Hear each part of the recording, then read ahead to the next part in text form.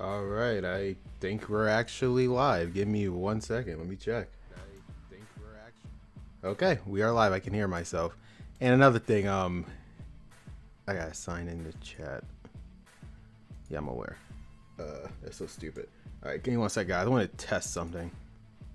Start Q&A.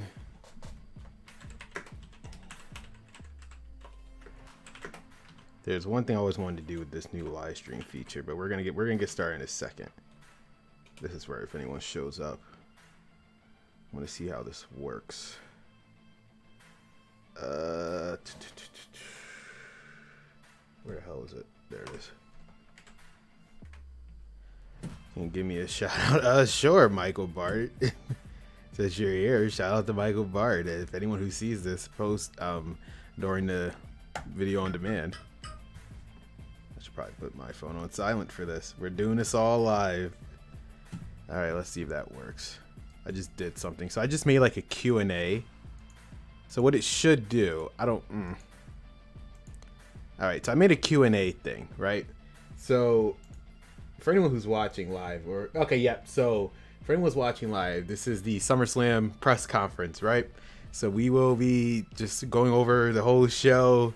Appreciate everyone who stopped by for the event. I appreciate it. But if you want to have any questions, I made a separate tab. It should be in the chat box. Where if you click on it, if you put all your questions in, and you can gather all the questions. Then when I start the Q&A, I can answer that right there. This is apparently a new YouTube feature that's been out for months. I just never personally had the time to do anything with it because I never did this type of stream in quite a while. The last time I did a stream like this was like back in February, and this came out way after the fact, like months after I did a stream like this. So yeah. Okay, so you already did it. Oh, thank you, Michael. I appreciate it. I already see it. So I already see one right there. That is perfect. So it does work exactly as intended. So thank you for that. And it separates it too. That is very interesting. So okay, it works. It definitely does work. And if the music's too loud, let me know, guys. If the music is like too loud, I can obviously adjust in the background. Just some background music. It's just gonna be me talking. There's no live. There's no we're not doing SmackDown when it comes to Pain today, or No Mercy. We can do that some other time though. So first off, wow, thank you guys. I appreciate it. You have no idea while I was watching that premiere with you how I was like, just wow, this is just amazing. Appreciate you all. For those who are coming from the Summerslam Premium Live Event, whether you're watching right now live or on video on demand, this is the press conference. Well, at least I like to call it that. Where we're just going to go over everything, run down everything that happened with the kickoff show, main card, a little behind the scenes. And as I just made the Q&A, if there are any questions regarding the show, or just anything about anything. Like WWE in general, we can do it right after the press conference. I moved out of frame a little. Whoops, my bad. But yeah, we're just not gonna waste any time. We're just gonna get started. Summerslam kickoff show. I liked it. I thought it worked out great. Seemed like the reception from the chat, they liked it too. Finn Balor versus Drew Gulak. So a lot of people questioned this. What the hell is Finn Balor doing on a kickoff show? It was a hard choice. I wanted him to be a part of the main show. I wanted him to do the Universal Championship match. But the problem was I turned him heel in like the very first episode when SmackDown show came back. With the after the draft, I turned him heel. I needed a top heel, and that's Finn Balor. You actually saw why it's a top heel on the kickoff show. Let me get to that. So because of that, originally, guys, remember SummerSlam. So this whole point of this SummerSlam, side note, the whole point of this SummerSlam was to have all the original matches that were supposed to happen in original 2K19. You get as many of those as possible. One of those matches was Jinder Mahal, then WWE Champ versus Finn Balor, Money in the Bank. However, the Universal title is now on SmackDown. I put the Universal title on SmackDown. So because of that, it kind of negated that plan. So I was like, okay, Finn Balor doesn't need to be in this World Championship match anymore, especially now he's a heel, so this is kind of a mute point. I know I wanted Jinder on the show. Yeah, I was like, okay, who's going to be a good replacement? Then it clicked in my head. All right, Walter, now Gunther. I'm going to use him as a replacement, so you throw Gunther in the Universal Championship match instead. So Finn, I had to do something with Finn. Drew Gulak was an option because he was a part of the original SummerSlam kickoff show, but all the other people that was part of his match are now going from the company. So it was just a simple matter of I need Finn to do something. I need Drew Gulak to do something. I was trying to get every single person who was originally on that show on this card, and make it make sense within storyline. So that's what I did with Finn Balor and Drew Gulak. Finn Balor got the victory, so you gotta see what happens there with Finn Balor. Trust me, it was just a one-time thing. That's why I try to make the kickoff show as big as possible, and I think it worked out. Like, being on a kickoff show is not, I don't want to, in my universe mode, being on a kickoff is not a bad thing. You just couldn't, it was just too much stuff hanging on the main card. If you're on a kickoff show, that doesn't mean you suck. It doesn't mean like the wrestlers are nobody. Hence, like people like Bobby Lashley and Sheamus was on there, and I made a debut on there at that show as well. So I try to make it as big as possible. So that's what happened there. So there's that. Right after that, Cedric Alexander. I can't talk. I'm coming off of that SummerSlam show. Cedric Alexander versus debut Karrion Kross in my universe mode. This was the plan from the very beginning. It was just building up to this point. That's why I purposely kept Karrion Kross off from Raw, because he got drafted. You guys remember the draft? Like that, I drafted Karrion Kross, but I specifically left him off the entire time. I was waiting for this moment to debut him. He's going to be one of the main heels moving forward on the Raw roster. And Caesar, Robert Game Point, the match didn't need to go as long as it did. I know, but it was just one of those things. I didn't want to bury Cedric just by having Karrion Kross completely eviscerate him, since the whole story revolved around Cedric. You're going to get a match at SummerSlam just for him to get buried within 2 minutes. I could have had that happen. I could have adjusted the sliders to have that happen, but I didn't want to do that. So it was just good back and forth, just kind of kill time for the 1 hour kickoff show as well. So there's that. And that's what happened there. I have my own universe mode. My pay-per-view is NXT TakeOver Memphis. Can you give me some tips and tricks on how to make it good? Put that in the Q&A, man. If you put that answer to Q&A, I got you. Like I said, any terms of questions about anything, it doesn't have to be about universe mode related. Throw that in the Q&A side of the tab, and I will definitely remember that. I really want to use that Q&A feature. Yep, but no, I trust me. I'm going to get you. I'm just not telling you that just to ignore your question. I just want to really see what this Q&A tab is all about. See how effective it works. But yeah, well, I will get to that once I run down this entire show, because we got a lot to talk about. So there's that, say Alexander and Karrion Kross. Then we had the no holds barred match with Sheamus and Bobby Lashley. I liked it. I liked how it worked out. I thought it was a good back and forth. How it worked in the universe mode, like the sliders. It goes, for those who are wondering, side note, how my matches go. I have like 3 different videos for those who are new here. I have like 3 different sliders videos. If you want to adjust your sliders to the way I am to make it a tad bit more realistic, like these are realistic sliders, not just my sliders. These are Checkmate sliders too. If you follow him on Twitter, he practically made all the sliders. I was the one responsible for the post kick out recovery slider. That's how you can either prolong the match or make it short. So check out all of those slider videos. I have a whole playlist. There's 3 of them and some YouTube shorts around it as well, if you want to adjust your game to have like the best sliders so they won't be doing the same moves over again. I also have tendency sliders, although to be honest with you, I'm just gonna link you guys to the people who do them that I take the tendency sliders for. Can they update them like monthly? So making a video on every single superstar when they update them monthly is kind of pointless for me. So that's what I'm just gonna link you guys after I quickly go through this match card real quick. And yeah, so there's that. Sheamus Bobby Lashley kickoff, no holds barred. I liked it, like everyone else liked the kickoff show. I really appreciate it. I didn't think no one was gonna show up to the kickoff show, but it really didn't matter. Great thing. My goal was the main show. This was just like to get people ready for it, but it turned out better than what I thought. So thank you all who was there. Really do appreciate it. It means a lot to me. But now I get on to the main show. Oh man. The amount of work. So there's some backstory for this event. As I said, this event was supposed to happen 2K19. It never happened. It is what it is. The idea of having these the other universe mode content creators came about after I got done the Raw episode before SummerSlam, with Cody and Roman doing faith. After I did, I thought to myself, I know this SummerSlam show is going to be something, but it needs something to make it that much better. I thought about it, and then it clicked. Special commentary. Now, honest to God, when I thought of this, I really didn't think no one was going to reach out to me or say, hey, no. Up until this point, I never really, outside of NR23, I've never really interacted with any of the other Universal content creators, to be honest with you. Very briefly, like Dalen, for example.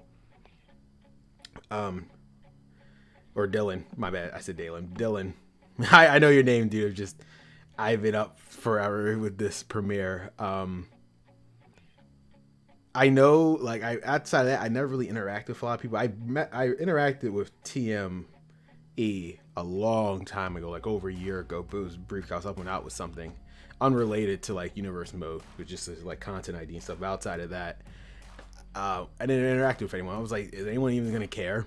I just shot emails to anyone that I could and like get access to, and it just worked out. People who came up to, who responded back to me, Boy Jim, TME, Dylan, Double R Rice to Ryan, and NR23. I knew in the back of my head the only person I would probably do NR23 and I was gonna be content with that, but I was like, might as well shoot everybody.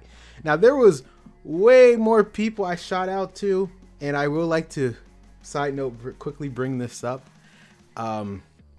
Here's the thing, guys. You should have made him stay David Chief. That was a thought. I'll get to that in a second. That was a thought, but some stuff changed. That was definitely a thought in my mind, but some stuff changed. I'll explain when I get to that match. That thought definitely crossed my mind. I was like, it would be funny if I did all to just make Roman win, but that thought did cross my mind. But here's the thing with the Universal Mode content creator. Again, I appreciate everyone who did it. I appreciate you guys. It was absolutely amazing. I appreciate you guys doing the commentary. It really means the world to me. But for the people, everyone else, here's the thing. I get it. We all do our own thing. And I reached out to like a lot more people. You guys didn't have to like do the universe mode commentary thing. But it's just like a response would have been at least a tad bit more nice than like nothing at all. So here's what I mean. I reached out to, there was one universe mode content creator I reached out to that I had no expectations of them responding to me. And they still did. They said no, but at least they responded to me. That's all just a response, which was Gorge and Perkins. Like, you guys know Gorge and Perkins, the biggest universe mode content creators there are. Over 100,000 subscribers. Like, literally the biggest universe mode commentators or universe mode content creators in the whole game. I reached out to them. I knew they were going to say no. Part of me didn't think they were going to respond at all, waste their time. Literally, within less than a day, respond to me and say, hey, man, appreciate the offer, but we're just not interested. And I appreciate it. Thank you. That's all I wanted. Like, y'all could have said, like, a no would have sufficed. It's just that when I send you a Twitter DM and it says seen and you just completely ignore me, that's where it kind of rubs me the wrong way. But it's cool. That's all I'm gonna say. It's cool. It's just a respect thing. It's like, it's the first time we interact with each other. I greeted you, just told you, just like this kind of, you could have just said no, but just completely ignore me like I didn't exist. That just kind of rubbed me the wrong way. Just saying.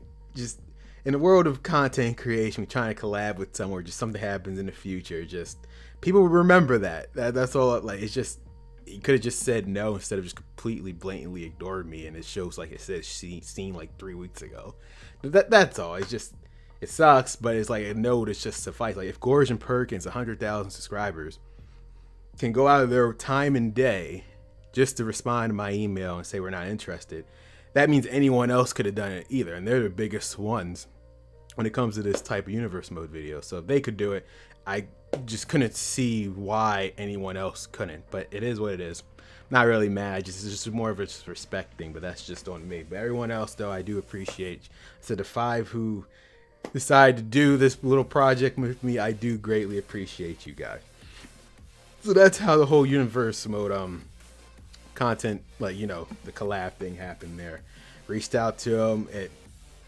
I didn't think of none of it, but we got 5 of them, and I appreciate it, and it turned out exactly how I wanted it to. The goal was at least 7. Like, I wanted it half me and half everyone else. I knew this was going to be a very long show. It was looking for 4 hours, and you see when the longest one I did 3 hours and 48 minutes. So that's why I was like half me, half everyone else, and that was the goal. But it is what it is.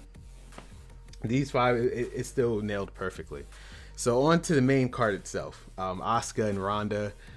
Again, the match order. People saying it was a double main event, but why did I put one of the main events first? It was just the way I look at booking is, if it's not the main event, especially when it comes like cross-branded show, if you're not in the main event, your next best option is to be first, and that's how I looked at it. So it only made sense for Asuka and Ronda to go first there. So that's what I did. It's not because like SmackDown's inferior to Raw. It was just Raw, since Cody was on the poster, they had to go in the last. And if this was just a regular pay-per-view, obviously Asuka and Ronda would have been the main event. But it is what it is. Still, I think the first match delivered. It did exactly what it was supposed to do. People liked it. Asuka, yeah, still retained. So we will see what happens there with the SmackDown Women's title. So far, again, Asuka never lost her title. She is virtually undefeated. She's never lost a one-on-one match at this current state. So, and she has I updated her new face paint. So we'll see where Asuka's story go from there. The second match, which was Rey Mysterio versus Noam Dar. Yeah, the story. This was, so for those who are familiar with the old 2K19 universe mode, like just like Ronda and Asuka, this match was supposed to have this one of the match that was originally supposed to happen 2K19. So I wanted to wrap up the story with Rey Mysterio. So now the whole Noam Dar story is over. This was supposed to be for a cruiserweight title back then on 205 Live. But I just want to wrap the story, and again, you need when a big show like this, you need some filler matches and whatnot. This was one of these cases, but it was short, to the point. I think it did its job. So we'll see where it goes from there. I mean, I know where it goes from there. Although I might, because of all these goddamn releases that WWE decided to do, they're making me work double time here. I have to figure out some stuff. Cause a lot of the SmackDown roster definitely took a hit, but so did the Raw roster. Everyone gone. So like they released 20 people like over the past 2 days, especially literally right before the show, day before they released Matt Riddle. It's like, Jesus Christ, what are they doing? I get it, the merger happened, but goddamn, it's cool though. We can work this. We can work this through. The third match, again, special commentary by NR23. Appreciate you, man. Triple threat. Kevin Owens, Shinsuke Nakamura, The Miz. It went exactly as I wanted to. To be honest with you, in the grand scheme of things, it really didn't matter who won because I know what the story's going to be after this. And like in the grand scheme of things, like Kevin Owens, I now know the vision what's going to happen here. It could have went two different directions, but if The Miz would have won, it could have went a completely different direction. But if Shinsuke and Kevin Owens would have won, since they're faces, it's going to go the direction that I planned for it. So since Kevin Owens won, it's going to go that direction. For Miz and Shinsuke Nakamura, going to be moving up to the world title picture. I was trying to get these people out the mid-card because there's a lot of NXT talent I've yet to debut for Raw or SmackDown that are going to be showing up now since SummerSlam is officially over. We wrapped up all of the stories, like the stories for the past 3 months in terms of Universe Mode timeline. It's been over a year in real life. So we wrapped all that up, and we wrapped all of that up. So this is gonna be pretty much a fresh new slate for both Raw and SmackDown, especially starting with its first episode. Brand new, everything's wrapped up, all the storylines are wrapped up heading into SummerSlam. So it's fresh new storylines. Everything is starting off new heading into for Raw and SmackDown. Forgiveness in 2 weeks in terms of Universe Mode timeline. God knows when it's going to be in a real life, especially with all these goddamn releases. So, yeah. So there you go right there. Miz and Shinsuke now be in the world title scene moving forward. Kevin Owens, since he's still holding the Continental title, be staying in. I mean, it's the mid card, but he's still a world championship contender in my eyes. So you're going to see what happens there. What was the fourth match? The fourth match was the street. I want to make sure I'm not missing. Oh, I don't think I missed any so far. I think I've been on point. Yeah, the Street Profits and Los Lotharios for the tag team titles. In the grand scheme of things, the reason why I did that, like the 2-4 elimination style tag team matches for this weekend, the grand scheme of things, I really didn't care who the tag team champions. Now, since I know who the champions, I could take into the direction of how I feel. But like for this part, since everything else is more of a focus, grand scheme of things, really didn't care. It could have been Los Lotharios for all I care. Simulated Street Profits, okay, sure. And the match went as long as it needed to for that part. It's just really simple as that. Like the tag team story, I wrote it. I knew it would just be one of those, again, it's just there on the show because I needed the tag team champions. Hello, T.I. What's up, bro? I don't know if you watched SummerSlam. I hope you enjoyed it, man.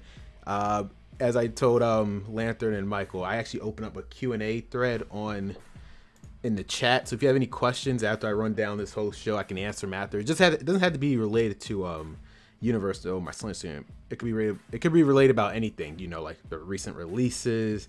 As Michael said about tips about how to do Universe mode, I'll answer them all of them after I run down the show. If you have any questions, save them for Q&A. There should be Q&A tab right there. But just about briefly anything that's happening right now in terms of the SummerSlam event, I'm all ears.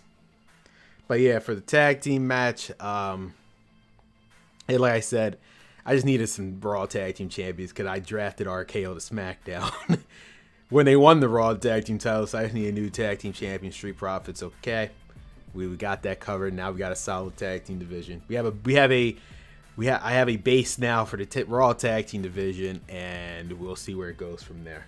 I just need a new set of Raw tag team champions. And I gave it to the Street Profits. Braun Strowman, and now probably my most favorite match that I did, or just investment, the writing, the story heading into this match. Braun Strowman and Happy Corbin. Oh man, the clown match. And I think from what I seen in the chat, I think everyone liked it. It's exactly what I wanted. I knew everyone was gonna like the end. It was just the people thought it was weird, a clown match. People thought I was crazy, clown match. It seemed weird. I knew the payoff was going to be worth it. Because this match was supposed to have back in 2019. But back then, Braun Strowman was like the biggest babyface in real life. So I thought Braun Strowman and Baron Corbin just in a regular match would have sufficed. But now, you know, fast forward to the year 2023. I knew a regular one-on-one match was not going to do it. So I need a stipulation. The clown match. The triple threat match, Cook. Which one? The Intercontinental title match or the tag team, SmackDown tag team titles? Just want to make sure. I'm assuming you're talking about the IC title. Or it could have been the SmackDown triple threat. I don't know. They were both fine. The IC title, yeah. Again, NR23 killed it. I don't know if you're watching this fan on demand or not. I appreciate you. Like I said, man, you killed it. You did exactly what I want. Everyone who did commentary did exactly what I was hoping for, so I appreciate you guys so much for doing it. It meant a lot. So yeah, thank you all for that. He killed it. It was fun. Like I said, I did not listen to any of their commentary. I just wanted to make sure the syncing when I asked for their audio back was in line, but I didn't really listen to it. I just wanted to make sure the syncing was there and like the high volume was corrected. Other than that, when you guys heard the commentary, it was the first time I heard the commentary fully, and I was laughing my ass off in R23. Sure, when I heard his voice, yeah, man, it was. That's why I pasted everyone's channel logo during their match, so you know, okay, this is not me. I did not change my voice. This is them. So, just promote, just shout them out. So when someone goes back and watch that match, they know who did it. All their channel links in the description below. Cause you guys help me out, I appreciate it. So yeah, for the Braun Strowman Baron Corbin match, I knew it needed a stipulation, so I was like, all right, clown match. It worked out. Everyone liked the end when Corbin had to be in a clown costume with the music playing. I think it worked. Like that was out of every single match, even more so than the main event. It's like the Avengers. It was that was the goal. I wanted, like, again, an all-star lineup Universe mode content creators. That was the goal. I got the people that I was satisfied with who I got, and I appreciate them. It was just, again, for everyone else. Yeah, I even reached out to Gorgeous Perkins. I knew they were going to say no, but at least they responded. Everyone else just ghosted me. And it's just kind of disrespectful to me. You could have just said no. You could have said no. I would have been okay with it. It's cool. Obviously, we all do our own thing. I understand that. The fact that these guys took time out of their day to do it, again, means a lot. And I appreciate that. Anytime they need a solid, I got them. That's how that should work. But for anyone else who just simply ghosted me, like I sent them the message, they didn't even respond, they didn't say no or F off. They could have said F off to me, and I'd have been satisfied. At least that's the response. But you just virtually saying nothing. Again, you know how Twitter or X works. It shows when it's seen the message. It shows me that they seen the message, and they just completely ghosted me. It's like, nah, that's kind of disrespect. Like you could have just said, hey, I'm not interested. If Gorge and Perkins can do it, the biggest people in Universe mode who even bothered the time out of the day respond to little old me, I'm pretty sure anyone else could have done it. But again, it is what it is. Not mad. Like I said, it is what it is. It just, to me, it's just a respect thing. But that, like I said, it's cool. It worked out the way it did. So yeah, the clown match did exactly what I wanted it to. I liked it. The Charlotte Flair and Asuka match. I think that was the match of the night for me personally, just from a wrestling standpoint, the way they went back and forth. Just personally to me, I enjoyed it. Charlotte and Asuka. That's why I said SmackDown is the best women's division, and they killed it. Oh, Charlotte won because, of course, Charlotte won. There again, everything I do. So the thing with my universe mode, if it doesn't make sense yet, it will eventually. Everything I do makes sense. And I know people are wondering, like, why didn't Doll do anything? There's one major reason. The lights went out because that's Alexa Bliss's payback in the game. But the reason why I didn't do more Doll, but you'll understand, is because there's a report saying some releases may be rehired. No idea. Oh, so, I mean, it could. I mean, it's not out of the realm possibility. Remember, I look back at the Drake Maverick thing, TME. Remember Drake Maverick when he got fired, but he actually got rehired? Because he was in the match and they turned his firing into a storyline. He actually got rehired in real life. I can see, like, again, Emma. I can see that. I hope to God they do. I can see someone like Emma because I think I was just out of the messed upness. They didn't give her, some people, you see, I hope Emma, the only two people that should get hired back, only on the basis that they didn't get a chance, is Emma and who else? I think that's Emma and Top Dollar. Everyone else who Triple H did not bring back that got fired, minus Dolph Ziggler, I'm not saying they should have got fired, but it is what it is. Y'all been on the main roster forever. And they're going to say, well, it's not their fault. I'll get to that after. We'll get to the actual releases, break down everyone later. But I just like I said, quickly, I just think Emma and Top Dollar should get out. Yes, people are like Top Dollar. Just in the scheme of they're kind of useless, not trying to. No, I mean, I don't want to say. I'm gonna break it down. Like I said, outside of Dolph Ziggler, and that's more of a morale standpoint for just the roster in general. Everyone else, I'm not trying to be an asshole, but it is what it is. Emma, though, and Top Dollar should bring back just simply off the basis that they never even had a chance. It hasn't even been a full year. I mean, for Hit Row's year, Emma hasn't even been a full year. That's what, just simply off of that base, they didn't even have a chance to do anything. Because when they got hired, no one thought the merger wasn't even a thing when Emma and Top Dollar got hired. No one thought like the company's gonna be selling. It was like rumblings, but no one thought that. Sure, obviously no one thought that. So yeah. But back to the Charlotte and Alexa thing real quick. The reason why I didn't have to Doll because I try to treat Raw and SmackDown as two. I want them to have two distinct shows. Raw is sports entertainment first and wrestling second. Hence the clown match, sports entertainment. As you said, TME said good shit, pal. That's some good shit. Yeah, sports entertainment first, wrestling second. SmackDown is wrestling first, sports entertainment second. I try to treat SmackDown as NXT was back in from 2014 to 2019, that NXT. Before they went to, from 2000, to be fair, no, NXT from 2015 all the way before they came 2.0. That's the NXT. I mean, that's how I'm trying to book SmackDown, like that. It's a wrestling show, but obviously there's storylines, but they're grounded. The storylines are grounded and realistic. Raw, batshit crazy on Raw, hence the clown match. So it wasn't gonna nothing much. It's just that Alexa Bliss is just crazy in my universe mode. But outside of that, unless she gets drafted to Raw, it's kind of still gonna be grounded. Don't worry. Again, it's not over. I mean, their stories. You'll see what happens on SmackDown. That's all I want to say. You guys will see what's happening on SmackDown. Why did my camera get out of focus? Shit. Let me fix that. There we go. So yeah. What was the next match after that? Seth Rollins versus Brock Lesnar. Now this was like I said before, I was talking about in the chat and people were confused. This was the only other match that I was not supposed to commentate. So like I said, everyone I gave their commentary, like they picked the match, I gave them the video for them to commentate. This match I wasn't supposed to do this one. It was supposed to be WrestleMania, if you guys know who he is. Like WrestleMania. He does a very interesting universe mode. I will say that. Like he does it like in this. It's like if you ever played WWE Supercard, he does it like that. Like the way it's actually very unique and interesting. That's why I reached out to him to begin with. I know who he is. Just the way he does universe mode is very, very unique. And he was supposed to do that one just due to like real life issues with him. I'm not gonna get into it. It was just timing issues. It was nothing bad. It was just like timing issues, couldn't do it. But he was supposed to do Seth Rollins and Brock Lesnar match. That's why I was saying, like, when I did the Seth Rollins Brock Lesnar, everything else was done. Like, I already recorded Roman and Cody, which I thought was the last thing I would have done, but no. So I had to do. So Seth and Brock was actually the very last match I recorded myself. It was probably WrestleMania, but yeah, the Seth and Brock match, I liked it. It went exactly like that ending when I recorded it. I popped myself when I recorded it. When Seth did the curse stomp on the table, it was just wow, French kiss.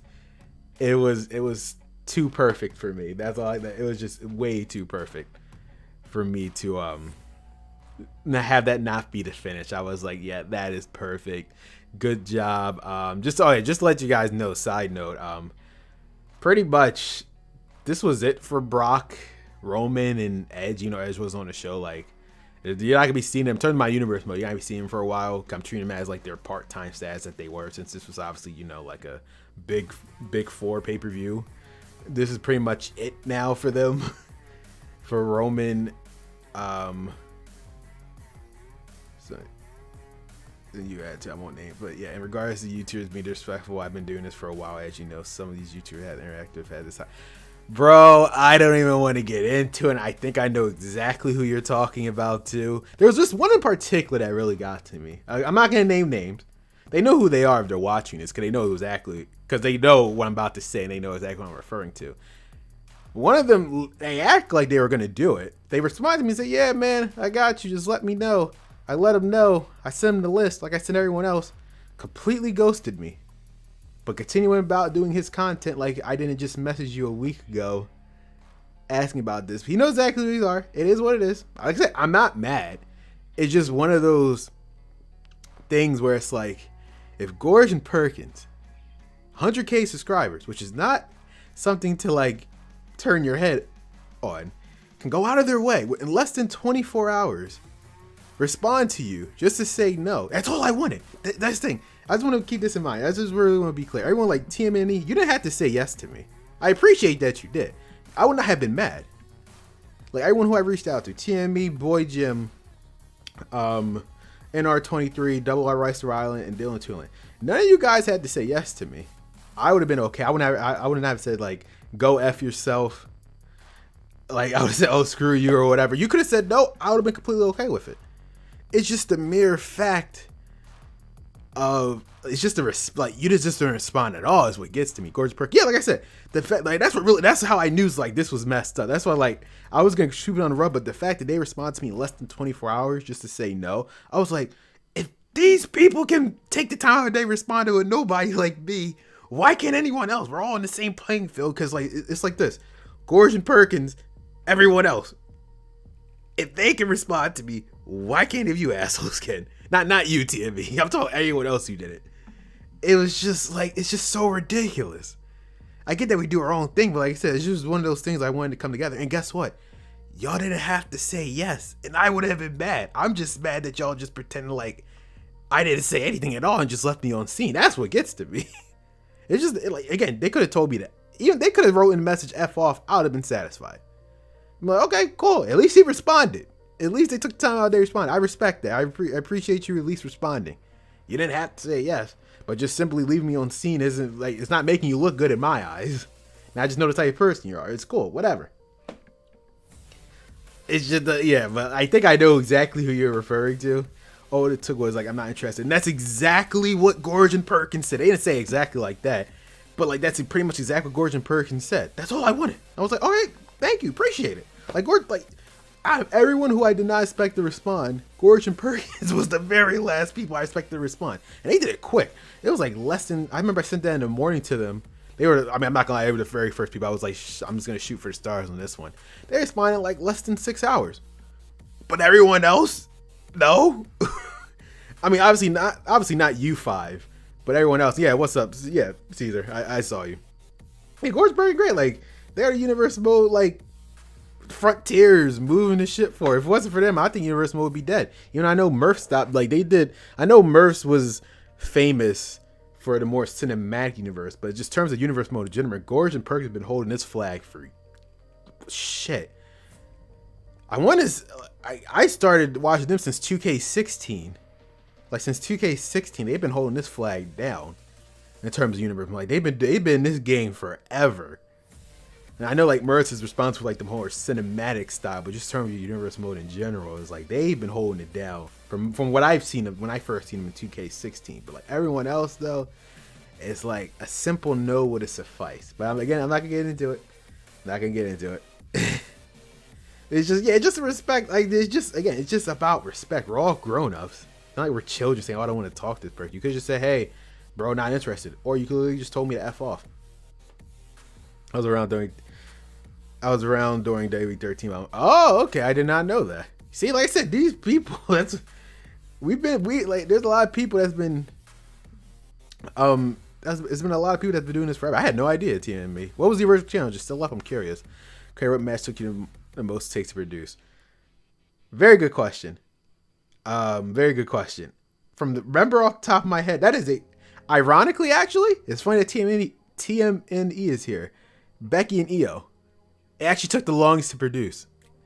Even though that was one of the shorter matches, like around 10 minutes. I kid you not, I'm not making this up. This is because TMNE is here. I'm telling you.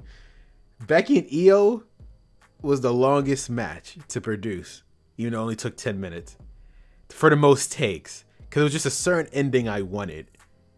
And then finally, after a whole, I kid you not, it took over a day to finally get the ending I wanted. Between work and coming back, it took over a day.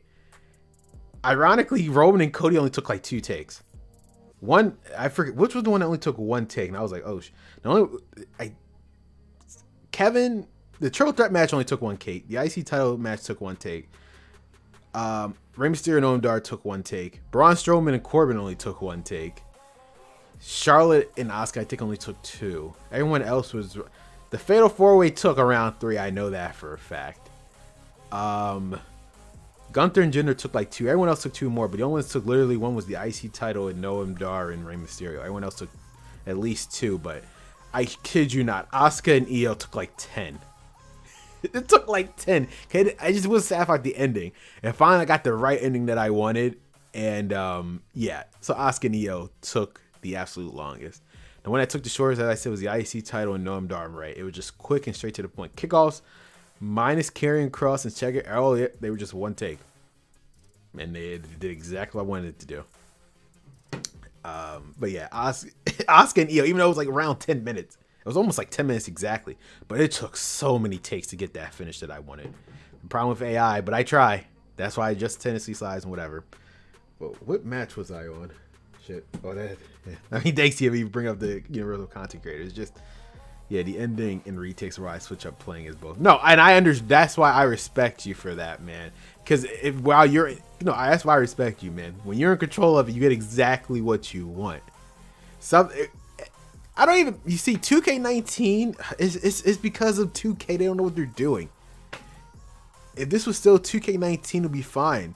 Because 2K22, they're more arcade. Like, that's the issue. Because you got to hold them in place or whatever. It's so dumb. I mean, I don't blame 2K because this was Yuke's engine for years, and they just don't know how to use it. They had to make their own engine, even though they're using some tidbits of it. But so I can't blame 2K, but they didn't have to make it arcade. Like, they could have made it sim. I know they're slowly trying to get back into that.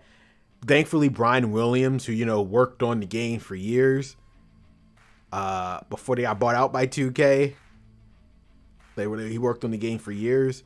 He's back, so hopefully he knows.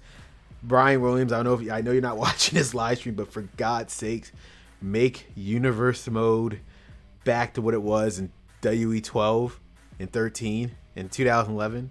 Not this bullshit from what it is now. Like, I don't think people understand how fun WWE SmackDown Raw 2011, 12, and 13 universe modes were. It's like night and day. Like, you want to believe. Like, I was playing that, but before I started doing universe mode as like an actual thing on my channel, I just played it. He was responsible for a lot of the sim aspects of it. Yeah, that's what I'm saying. So I'm glad he's back. And you saw some of the sim aspects in this game. Like, they've got the tired finishing back, how the opponent like walks around after they got beat up. Like, there's red. Like, so as I said, I know he was responsible for that, and he's responsible for the tendency sliders as well. That was him.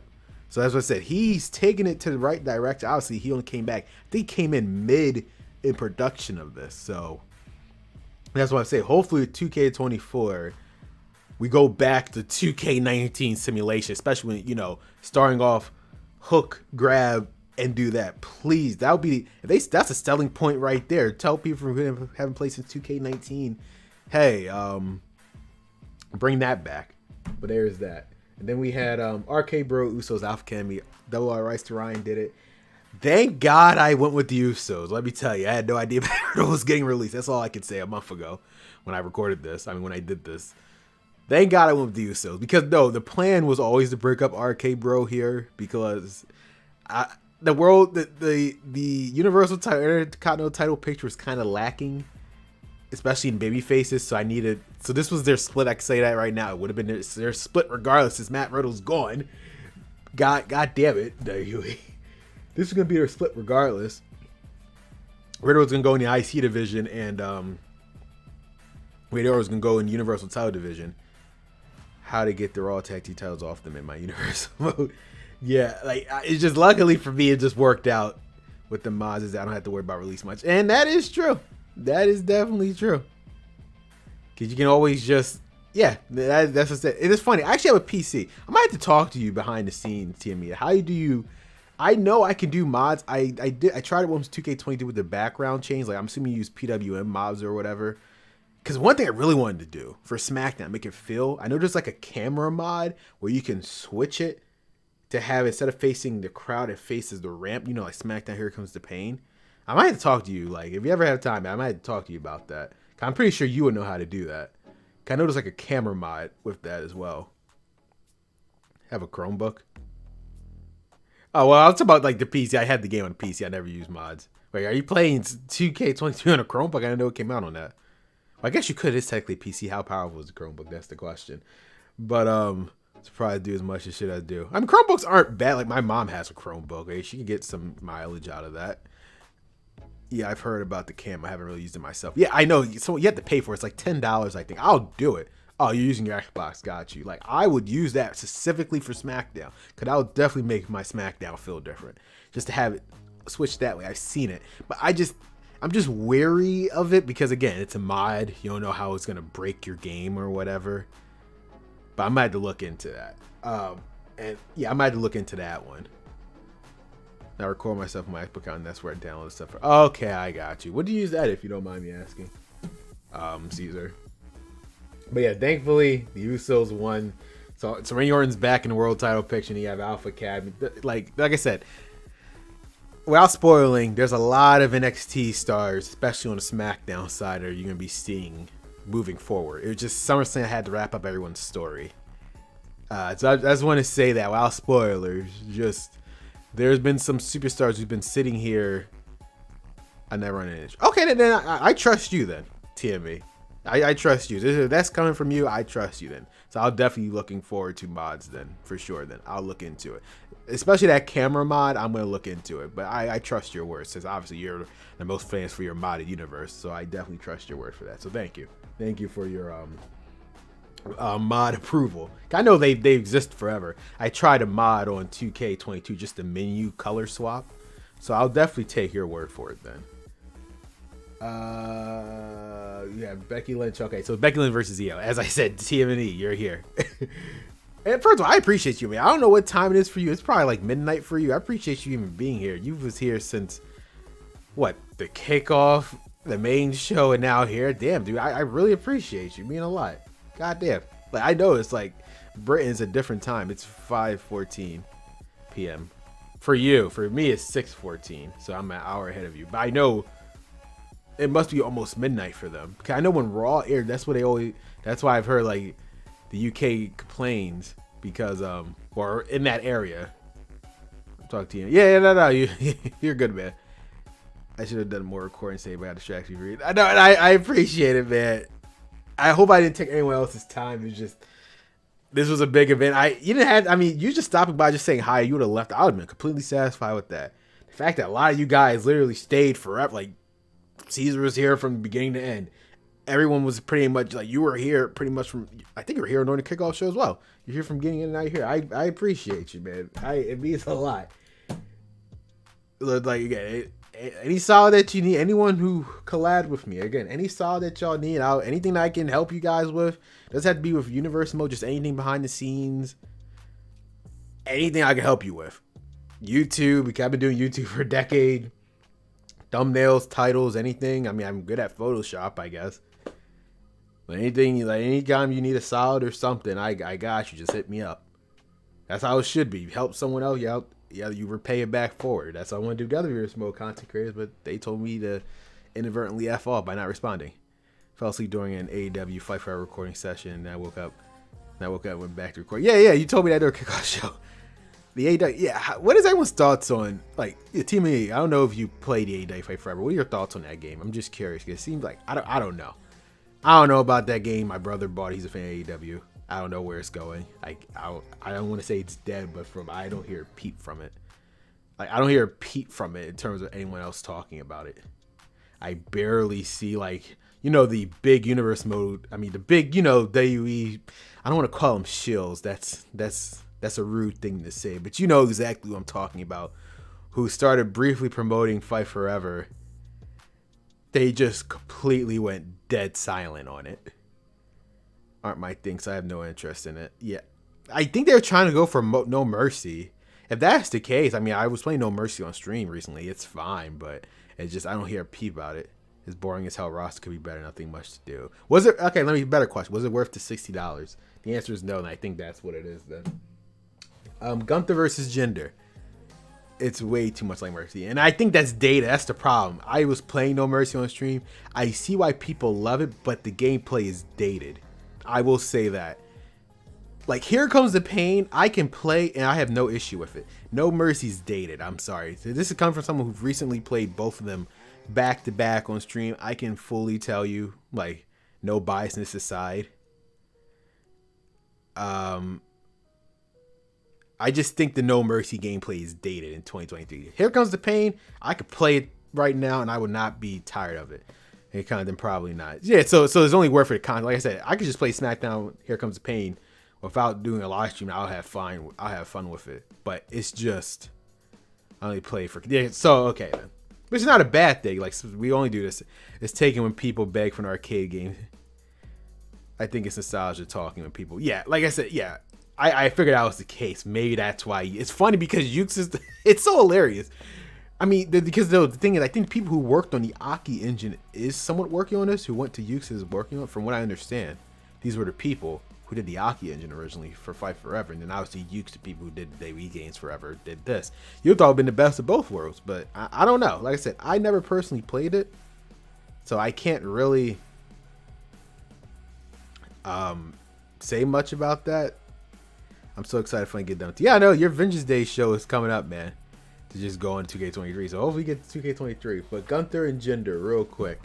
Like I said, boy Jim did it. Like, I didn't want to bury Gunther. I mean, I didn't want to bury Jinder. I knew going into it, Gunther had to win this one. Okay? We need a strong Universal Champion to start off SmackDown. So that was the plan for Gunther. So that, I mean, Jinder, we'll see where he goes from there. He has Indus Shear. So he could be floating around the tag team division. I'll figure out Jinder. But like Gunther, this was the plan from the beginning. We needed a strong champion heading into it. Now the fate of one of my favorites that I wanted to commentate, but Dylan did it. Santos versus AJ versus Sammy versus Cena. Cause this was a project that I've been working on since 2K19. This 4-way match, like this is my personal match I've been working on forever. This 4-way match. Oh, hey, NR23. I already talked about your match. I appreciate you, man. And like I said before, I was telling TMN3, you didn't have to. I don't know how much you've been into this live stream. You didn't have to say yes to me. I just want to let you know. I didn't want anyone to think if you had said yes to me, I would have told you to F off and don't talk to me. No, it was just if you could have said no, I've been fine with it. Just the fact that the other people who didn't respond, it was just kind of a dick move in my opinion. The fact that Gorge Perks can do it, can take out the time out of the day to respond, but not. What else is crazy? Hold on, what am I miss? Basically, I just wanted to go to 2K23 because I was bored of 2K20. Yeah, 2K22 is a solid game. Like, cause 2K23 worked around it, but it was bare bones. It was missing a lot. 2K23, the gameplay, Brian Williams, he obviously worked on it. But 2K22 is pretty solid. I'm not gonna lie. It can be nostalgia taken in definitely because the arcade gameplay is fun, but when recording Universal 2K19 had the better, slower gameplay too. Exactly, that's what I was saying.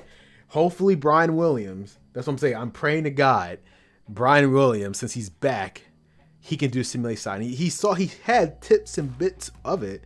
Now that he's back, maybe he can bring. That's all I'm asking for Brian Williams. Two things: bring back the beginning, where just a simple. This is the craziest part. They had in 2K15 all the way 2K19. Why did they take it out? I don't know. I'm assuming this was a Ukes thing that they finally had the money from 2K to do it, but I have no idea why they took it out.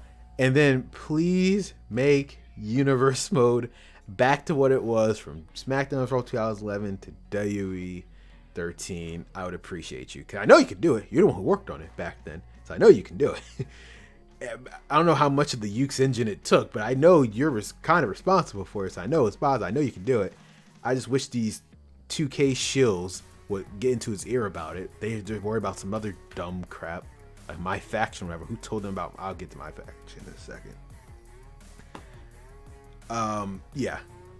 I didn't want to wait until Rainy to switch over to Mania. I get it, but I haven't been able to do anything on 2K23 yet. That's been released because my Avengers Day content took forever because a whole lot of life.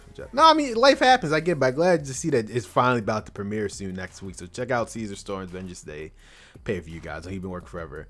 God, you definitely wanted to do the match for you if you ever need any other matches. No, if you ever need anything from me, man, I got you.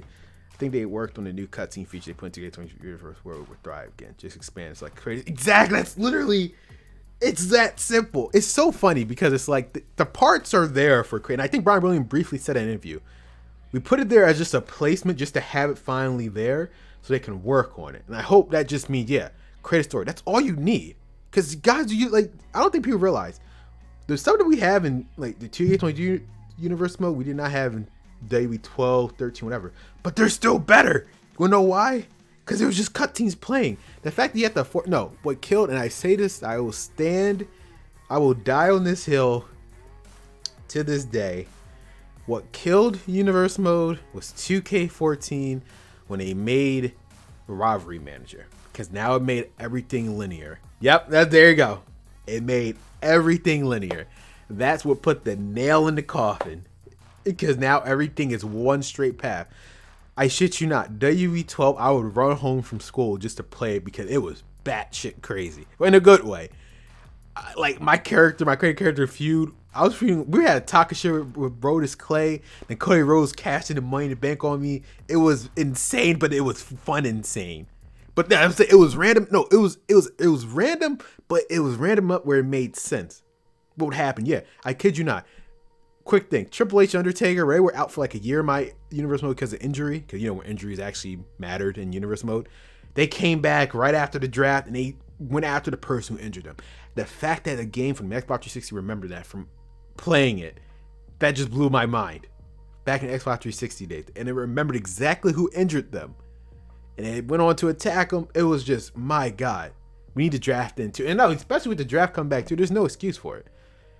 Because the fact that they can do it back then they can't do it, they're so dumb. It's not, I don't necessarily blame 2K because they weren't the ones who do it. Ukes effed them over big time. I used to love those shows. I used to run home every day from school, super excited just to play. And this was before my YouTube channel was a thing. I just play it just to play it because I was like just having fun. I'm gonna have to play it on stream one day. Unfortunately, there's no good emulations for it because it's hard to emulate those types of games for Xbox 360, PS3. So I might have to buy an Xbox 360 or PS3 just to play it. If you go, it's so fun. But I mean, you remembered it. It was just good. But I might have to play it myself just to remember the nostalgia. It was so good. It was so good. God damn, it's just that simple. But what killed it was the Rivalry Manager. That's all it was. Had they never implemented it, and another thing that didn't help, their goddamn ranking system. Because the ranking system another thing is the ranking system. Rose don't know what I mean. Not the power ranking, the championship ranking thing. Before 2K19, even though 2K19 was good, the one thing that kind of even killed Universe Mode, it was already leaning to the death row as it is. What really stabbed, just kept putting more nails in was the ranking system. Because back then, you had the World Championship one where everyone was in it. You had the Intercontinental title where everyone was in it. However, the people who were more in the mid card, Exactly. Not even that. It f's it up because in the AI's matchmaking system, they only pair people who's in the same division as them, which even makes it more messed up. That's another thing. So you only have the world title people fight world people contenders. You can't even do a singles. Exactly. That's the point, and it's like they completely messed it up. Back then, I could like my person when he fought the U.S. title. Okay, I lost it, and he went to the WWE title. It was like, okay, it makes sense. I graduated from the mid card division. Now I'm on the. I didn't even have to do anything. It was just my ranking went up to that point. But like they completely screwed it up. Like that's what 2K19 completely screwed up with the ranking system. At least right before that. All right, cool, man. Right before that, it was fine. But we can talk about that forever. But yeah, the Santos, AJ, Sammy, John C. Miles said, Dylan, appreciate you. This was done on purpose. John Cena was only there for one night just to wrap up that story because John Cena was the original United States champion 2K19. So he needed to be in it. Unfortunately, Bray Wyatt was originally a part of the original Fatal 4-Way. Sadly, he passed away. So there's that. For your help, I'm doing roster. Oh, yeah. I'm glad I could help you out, Russ Children. If you want any other advice, like I said, this was the stream to do. If you need any other questions or answers, I help you out, no problem. Unfortunately, Bray Wyatt, and I had big plans for Bray. Fortunately, he passed away. Unforgiven was going to be his show. Bro, when completely off topic. When I found the news, I was riding my bike. I do food deliveries from time to time. I thought when I first saw the tweet for Triple H, I thought it was a parody account. I was like, this is fucked up. I didn't think nothing of it. I thought it was a parody account. But I looked at the amount of replies. It had like thousands. I was like, this is not real. And then I almost fell off my bike. My bad. I almost fell off my bike when I read it. Because it just, no one thought that.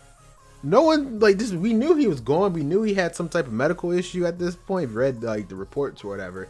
I didn't think it was that bad.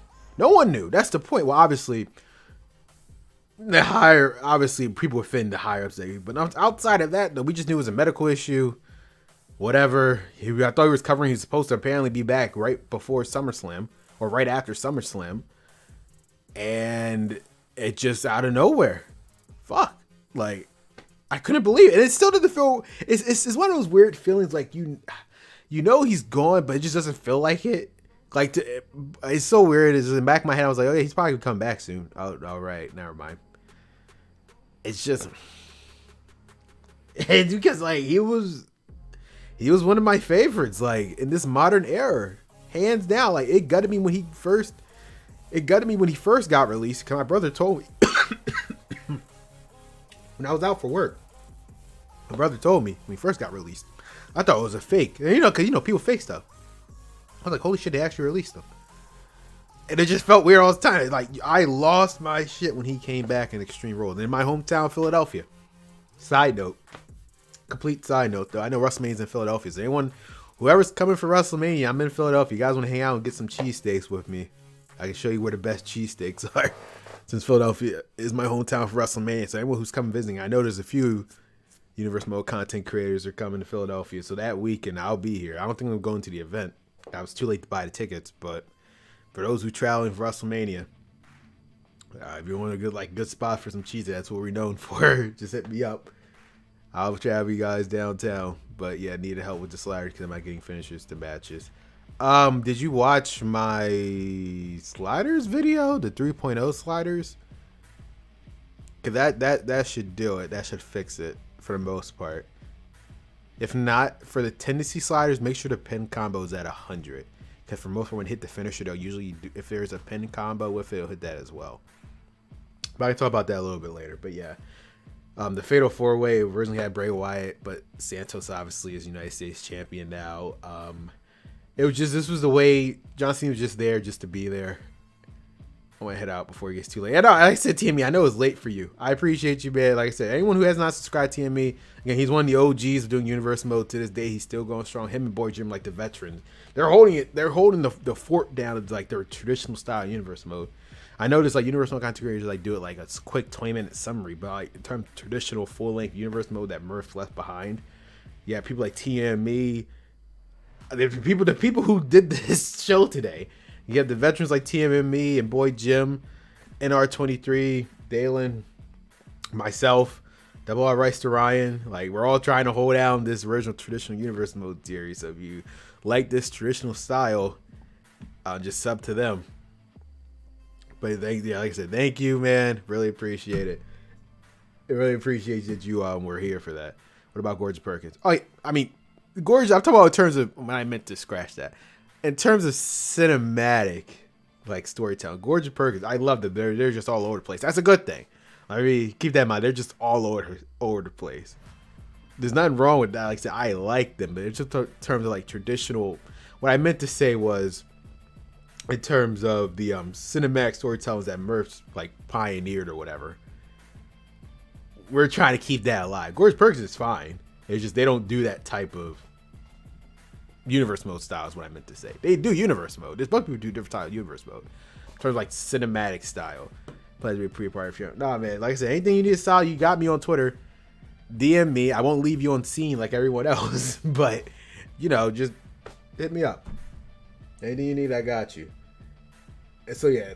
For Sammy and AJ, they're going to be in the world title picture now. I had to wrap them up for this mid-card title just because of the story for 2K19. So there's that. And Cena, there's just one. I don't plan on using. I mean, never say never. I just don't plan on using Cena anytime soon. This was just to wrap up the story back for 2K19. So like, for those who watched the 2K, this show was meant for new people as well as people who's been with me since 2K18. Who's looking forward to this event since 2K19, but I took 2 years off. This was really what this show was for. This specific event for people who was waiting for SummerSlam back to 2019, and for all new people, this was what this show was for. So for those who's waiting this long, I hopefully it delivered. That's all I can say. I know you waited forever. I took my 2-year break, but this was a show meant for you guys. And then the Ding Dong Hello segment with Becky and Roxanne Perez. It was different. I wanted to try something different. I mean, the key was the story. The main story the point I was trying to get across, that Bayley's trying to form damage control, as you saw. Roxanne Perez obviously said no. All I can say is, again, let it play out. I think people liked it. Let it play out. You'll see what happens. But as I keep stressing, there's a lot of NXT stars that have yet to debut. But I don't know where to start. I mean, you could okay. Well, I appreciate you, Russ. If you want to, for this current story, just start at the Raw draft from 2K22. That's the best place, because everything from there to now is all canonically was what happened. To start from 2K22 Raw draft to now. But if you want to go from the entire story, start from 2K18. But you don't have to do that. If you want to start from, I'm talking about in terms of this current, because this was a soft reboot, which you've been seeing now since 2K20. This has been a soft reboot from 2K19. Like, basically, everything that happened from 2K18 and 19 is canonically happened here. It's just the Raw draft did a soft reboot where all the brands just became just under Raw. And then with the draft, I finally put it back to SmackDown. So now we're back to what it used to be. That's all it is. Like, everything that happened in 2K18 happened here. It's just the Raw draft made everyone under one brand. And thanks to the other draft, now it's split off to SmackDown. Now I have Raw and SmackDown again. So I'll start with 2K22, the Raw episode, the Raw draft, and then just start from there. You want to make it make sense. Caesar Store and Creator, have you heard of the Deathlock podcast? I know exactly. I've heard of Deathlock. I never watched it, but I'm fully aware of who they guys. I used to watch them back in the day. Goddamn, I know. What was the old saying? God, frag out, whatever. These were my guys. I used to these are like the days where Tubby Emu was still a thing. I never watched Pulse. I'm not gonna lie. I never watched him. I watched the other guy. I'm drawing a blank. I know you can name him for me real quick. I knew who Pulse was. I just never watched. I just never watched, but I knew who he was. New Legacy Inc. No, not him. The other guy. Is he not on the podcast? Or maybe I'm drawing a blank. Is that guy not on the podcast? Oh, yeah. Was it Alt? That was his name? No. Who's the goddamn? I'm gonna have to look at Deadlock Pro. New Legacy game. I'm fully aware who they are. They announced that Deng Ops is gonna wrestle. Yeah, I'm aware of that. Chris Deng. I know exactly who he is. Tony Pizza Guy. There you go. I knew I was gonna remember the name. Tony Pizza Guy. That used to be my guy. I used to watch him all the time. He inspired me to do Universe Mode. Honest to God. Tony Pizza Guy. I can say that right now. Tony Pizza Guy, the reason why I did Universe Mode on my channel. If you see the 2K15 Universe Mode, you know, there was like nothing. I just did it. But it wasn't. Merce was inspiring me to make it cinematic. Tony Pizza Guy was the reason why I did Universe Mode. How did I forget the guy who made me do Universe Mode? But that's how long it's been. Like I said, he inspired me to do it, but Mercer maybe inspired me to do the cinematic way, like the storytelling cinematic way. Yeah, Tony Pizza Guy. I used to watch him, Tubby. Even though he's not Tubby anymore, ironic. So I mean, good for him. I'm just saying, like Tubby Emu. Him, Tubby Emu. Like those, like I used to watch them religiously. Those were my WWE guys. I knew who Pulse was. I just never watched him. I know that name, Mathwitz. I just never watched him either. Like again, it was just Tubby Emu, Tony Pizza Guy.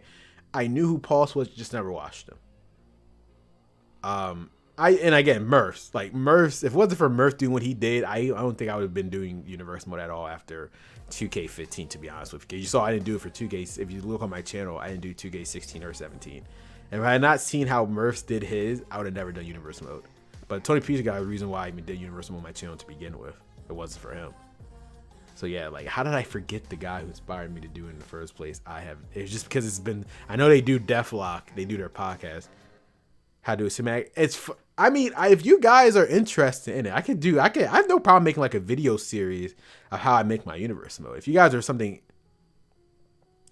like if you guys are interested, yeah, I'm about to say Merce has done his before. Like I know he doesn't do it. I can actually link a playlist. I think it was called like Beyond the Universe Mode or something like that. Hold on. Beyond or something. It was like Universe Mode. I know exactly, like, where is it? Creator of the Master of the, there he is, found it. That was quick. That was quick. Found it. I found a video, but hopefully I can, damn, that's loud. I found a video, but hopefully it can lead into, I hope he has a playlist of it. Does he? I found the video. Damn, wait, he doesn't have it? Jesus.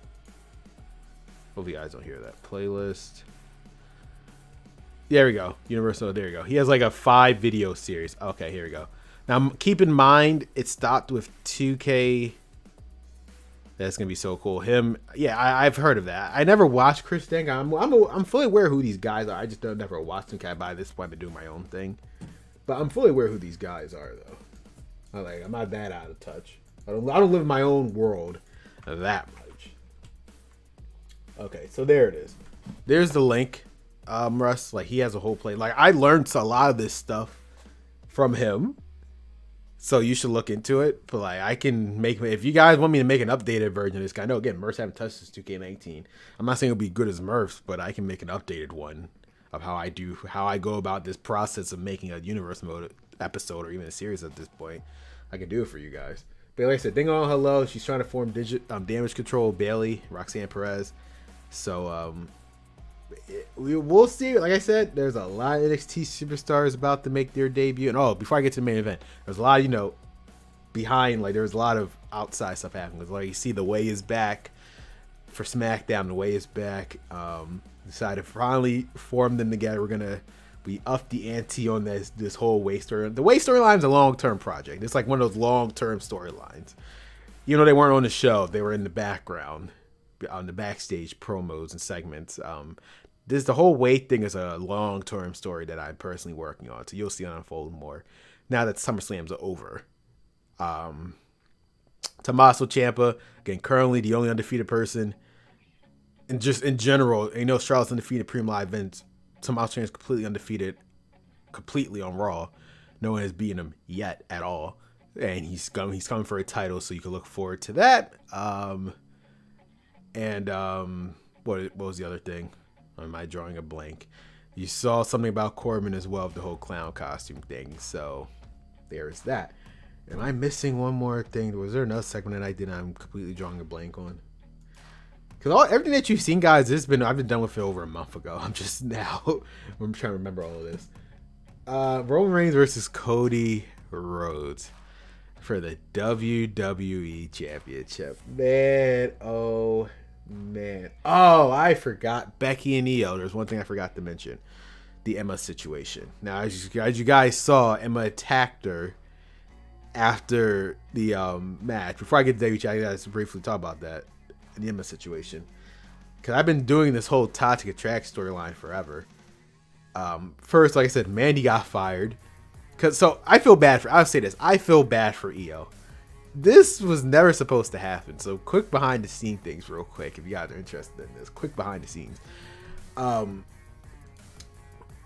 This match was originally supposed to be, so here, let me rewind the clock. Have you seen Checkmate's perfect attribute? This is a Checkmate, yeah, bro. It's me and him. Those sliders videos are based off of Checkmate. Me and him has been a collaborative effort. The Checkmate sliders is me and him working together on that. I mean, I did the post recovery thing. Everything else was all him, but I did the match examples, whatever. So yeah, I know exactly what you're talking about. That was I never mentioned it, like, unless you watched the video. I never personally talked about it. The Checkmate slider, that's me and him. That's a collaborative effort. that was how I was talking about this whole time. The Checkmate sliders, and I've done the sliders videos and whatever. That was me and him. I did the post recovery for him, which you found out was 41. But yeah, that's what I was talking about. So if you guys want to do like the AI that you see in my universe mode, just check out my sliders videos from Checkmate. The only thing I was responsible for was the post recovery thing, but like that's what I was talking about this entire time.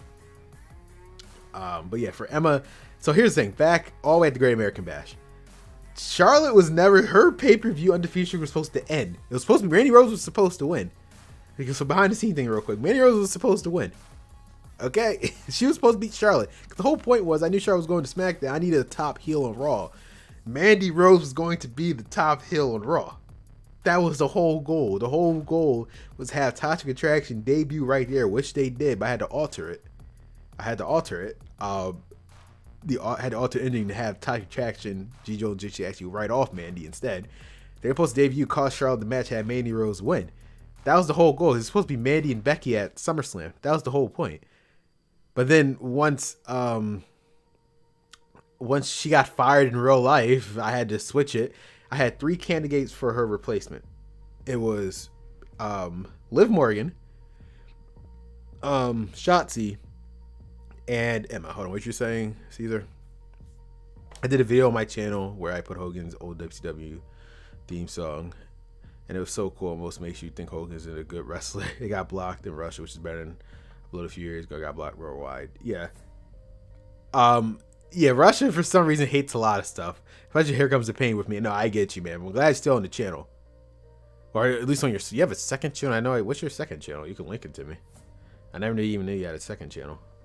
But I mean, yeah, it seemed like Rush is not a fan of anything professional wrestling at all related. But so the 3 candidates were originally Liv Morgan, Shotzi, and Emma. I wasn't gonna use Liv Morgan because she was gonna be a face no matter what, so I couldn't use her. Shotzi was questionable. And Sonya Deville, I thought about one point, but I was like, nah, it's not gonna work. So Emma, I was like, perfect. Emma, oh, thanks for stopping by, Luke. If you have any questions, I opened up a Q&A tab. Insert. I never used this feature before on live stream. I want to test it out, see how this works. So that was the plan, and I just went out with Emma. Now, originally, I had Emma gonna face Becky, but then I thought about it. Someone coming back just to fight for the title was a similar story to Roman and Cody. I didn't want to have the same story, so I had to delay Emma's story a little bit. So I had to take someone to take her place. Because Mandy got fired, I had to put Io in that place. But because I put Io in that place, I had to make them lose their women's tag team championship match. So again, guys, you know, right in my universe mode, Bianca Belair and Carmella women's tag team champion. That was never supposed to happen. It was supposed to be Asuka and Io because I had a whole storyline for it. Why is my... That's weird. Let me fix this real quick, guys. I apologize. There you go. There we go. Perfect. The original storyline was Asuka and Io was going to win the women's tag team titles because since EO's on Raw and Asuka's on SmackDown, they could now travel universally between both shows. Because Mandy Rose got fired, she altered so many plans. So I had Bianca Belair, Carmella win the titles.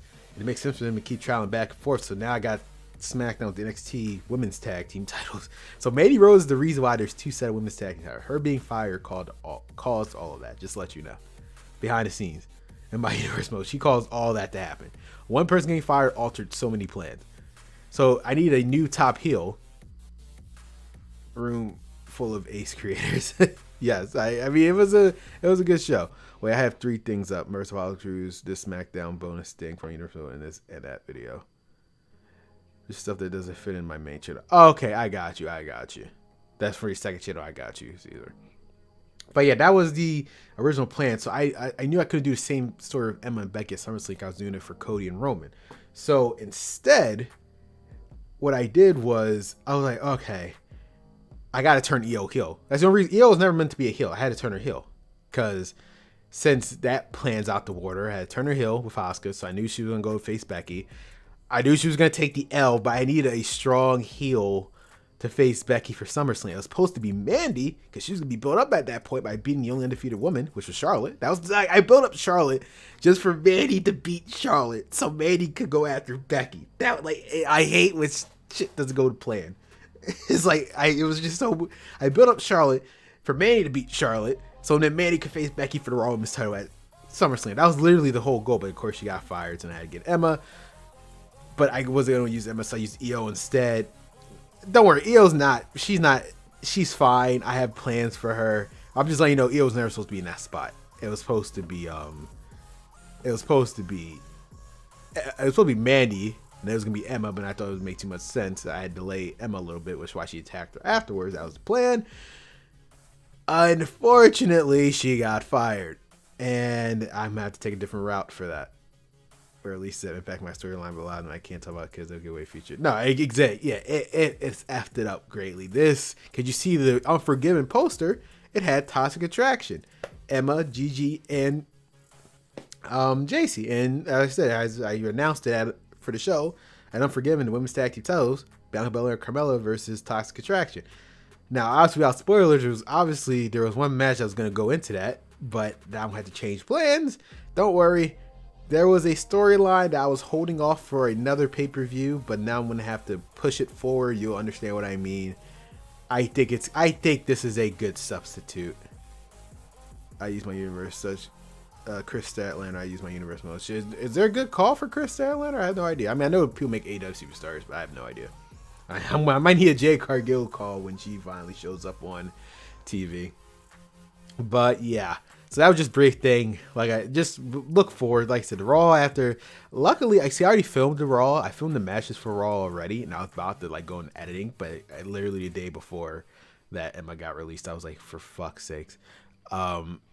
So I already know the alternative plan to move forward. It is what it is.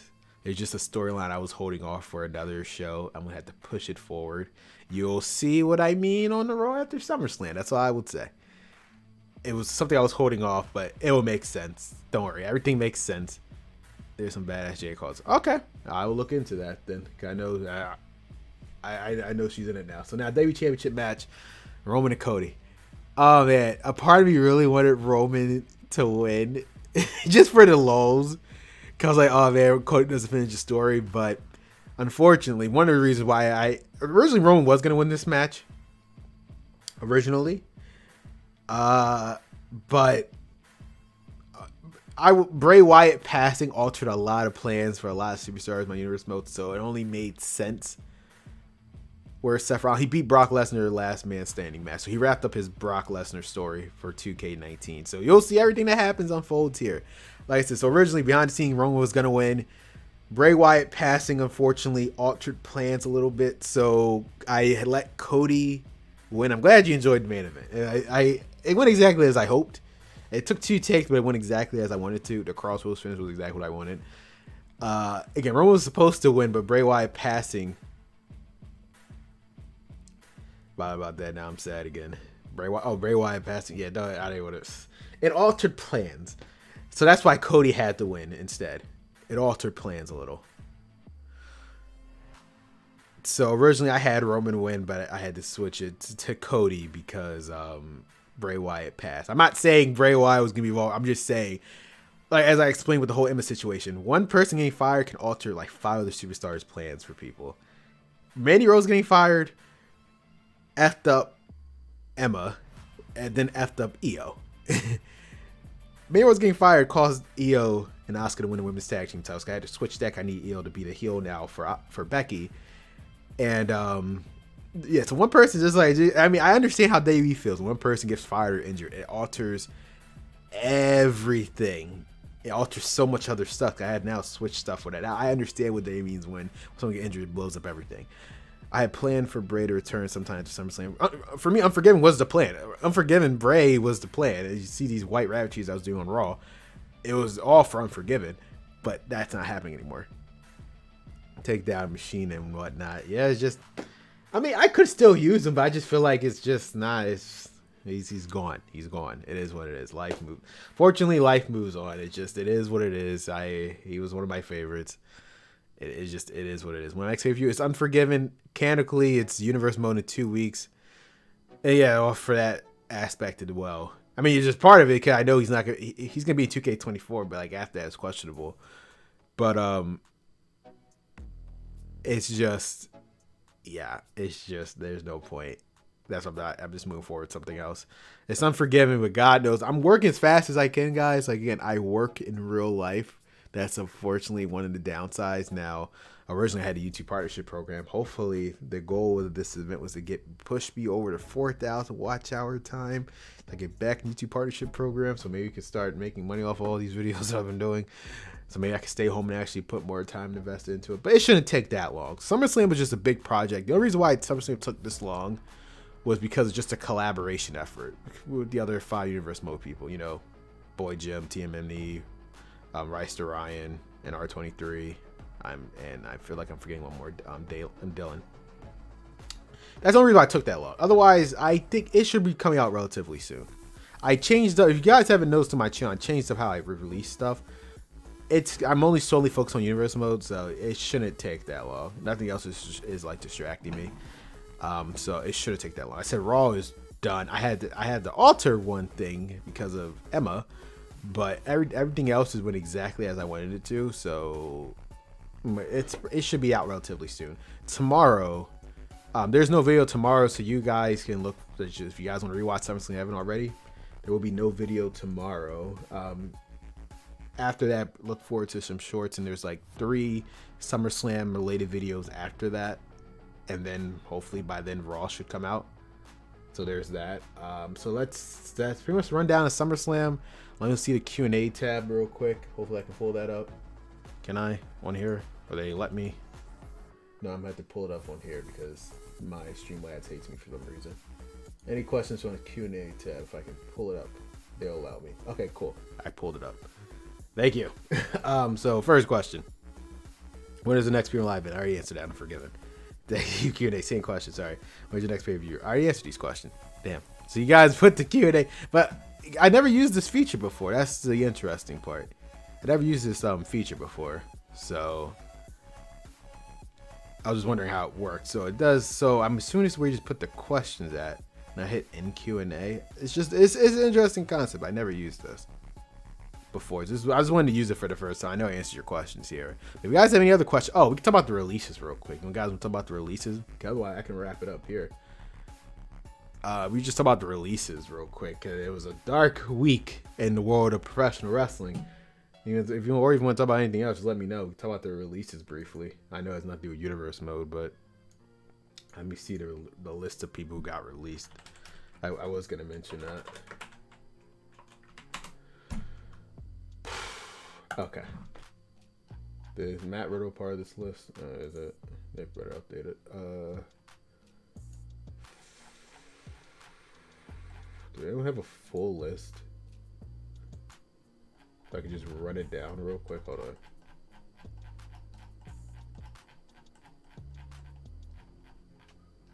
No, because they don't even have Matt Riddle on this list.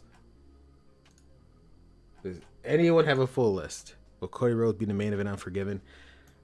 He might be now because I don't have. It changed a lot. It changed. Originally, I will say that originally it was going to be Emma versus Becky. That was the whole point. It's the poster. It was going to be Emma versus the whole point of the story was Toxic Attraction really went all the gold unforgiven. And that's not really a plan anymore. So, yeah, that's not really. So I'm gonna have to figure out what the main event's gonna be. I have an idea back in my head. Okay, I need to. Anyone have a list? Jesus. Why does no one have a list? Does anyone have a full list I could bring up? I know off the top of my head. Does no one have a list of the people who got released? But everyone was talking about it? Whatever. I have it. So, Mustafa Ali. He was, he wasn't the first one, but Mustafa Ali. I'm not so Mustafa. So, brief misconception. Mustafa Ali is the only one who released was mutual. Everyone else got released because of the whole merger thing. But Mustafa Ali was the only one that got released, got mutual. However, I saw it coming a mile away. I knew something was up when they announced the second on Raw, when they announced Dragon Lee was facing Dominic Mysterio next week on Raw for the North American title. Despite the fact that Mustafa Ali defeated him a couple weeks before that to earn the shot at No Mercy. It was like, it was pointless. I knew something was up, which made you tell me they were planning on releasing him. That was the plan. And Mustafa Ali saw it as well. That's why they mutually agreed. But that was the only one confirmed by other reports. That was the only one that had no effect on the budget cuts. Which means they didn't plan on releasing him. They just mutually agreed this was the best for moving forward. So Mustafa Ali, I know there's probably more to it behind the scenes, but we will never truly know. But that's the only one that was mutually. I mean, it was gonna. He asked for his release. I mean, do I feel bad? No, he asked for a release years ago. So it's like he didn't want to really be there. It is what it is. Ziggler and Riddle we'll get to them in a second. But yeah, Mustafa Ali, I mean, it's not that I'm shocked considering literally next week is No Mercy and he's supposed to have the match. But before this release happened, in the back of my head on Monday, I was like, this is so weird. Why is Dragon Lee fighting Dominic for the NXT North American title on Raw? Not on NXT, on Raw. Even though Mustafa Ali has that match, I should have seen Raw release. I didn't really see it coming at all, to be honest with you. I was just legit shocked. I'll say that much. I really personally see it. Rick Boogs, I mean, I'm not okay, so yeah, it's like I said, Rick Boogs, it was a superstar again. I'm not shocked. What derailed him was unfortunately he got injured at WrestleMania of all places. That effed him up completely. Because Vince McMahon was clearly behind him, pairing him with Shinsuke Nakamura. Oh, Collision's about. Oh yeah, I forgot Collision's. Luckily, I finished my show before Collision. I'm not shocked by Rick Boogs. His injury pretty much killed his career. If he did not get injured at WrestleMania of all places, I think he would still be here. Because I'm sure he liked the pairing of him and Shinsuke. Even though it was a weird pairing from the beginning, Vince McMahon clearly liked it, so who am I to question the boss, right? He clearly liked it. So Rick Boogs was clearly fine. What's your stance on CM Punk firing? I will get to that after releases. I will get to that. I mean, again, I don't watch AEW. Obviously, I'm aware we have with CM Punk. My brother watches AEW, so I briefly, I have an understanding of what's happening in this show overall. But in terms of week-to-week basis, I have zero idea what's happening in AEW, to be honest with you. Obviously, the Punk thing was worldwide news, but I have zero idea what's happening in AEW. And I mean, just AEW is not my cup of tea. The main stuff I know because of my brother. Oh, Triple H by far. He's just more consistent with it. The storylines, I mean, Vince is obviously, I mean, I'm not going to diss Vince. I'm talking about current day Triple H because it's just the long-term stories of it. Vince McMahon, he'll stop something immediately.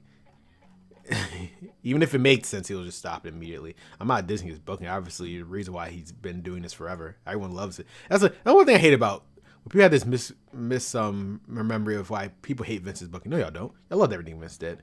Otherwise, y'all be sharing those goddamn memes on Twitter every moment talking about Samoa Joe dissing whoever.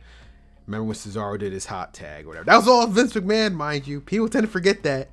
People live in a bubble. Triple H only started booking head of creative in 2000 last year.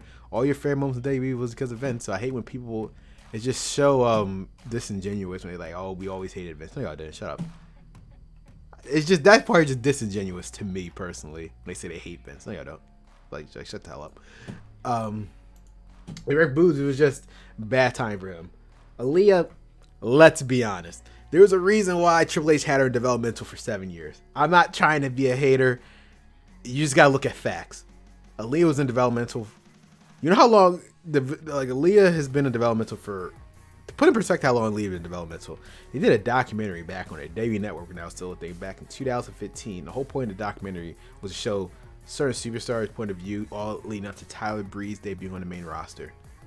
Tyler Breeze debuted on the main roster in 2015. Aaliyah has been there since then. It wasn't until 2021 when Aaliyah got called up.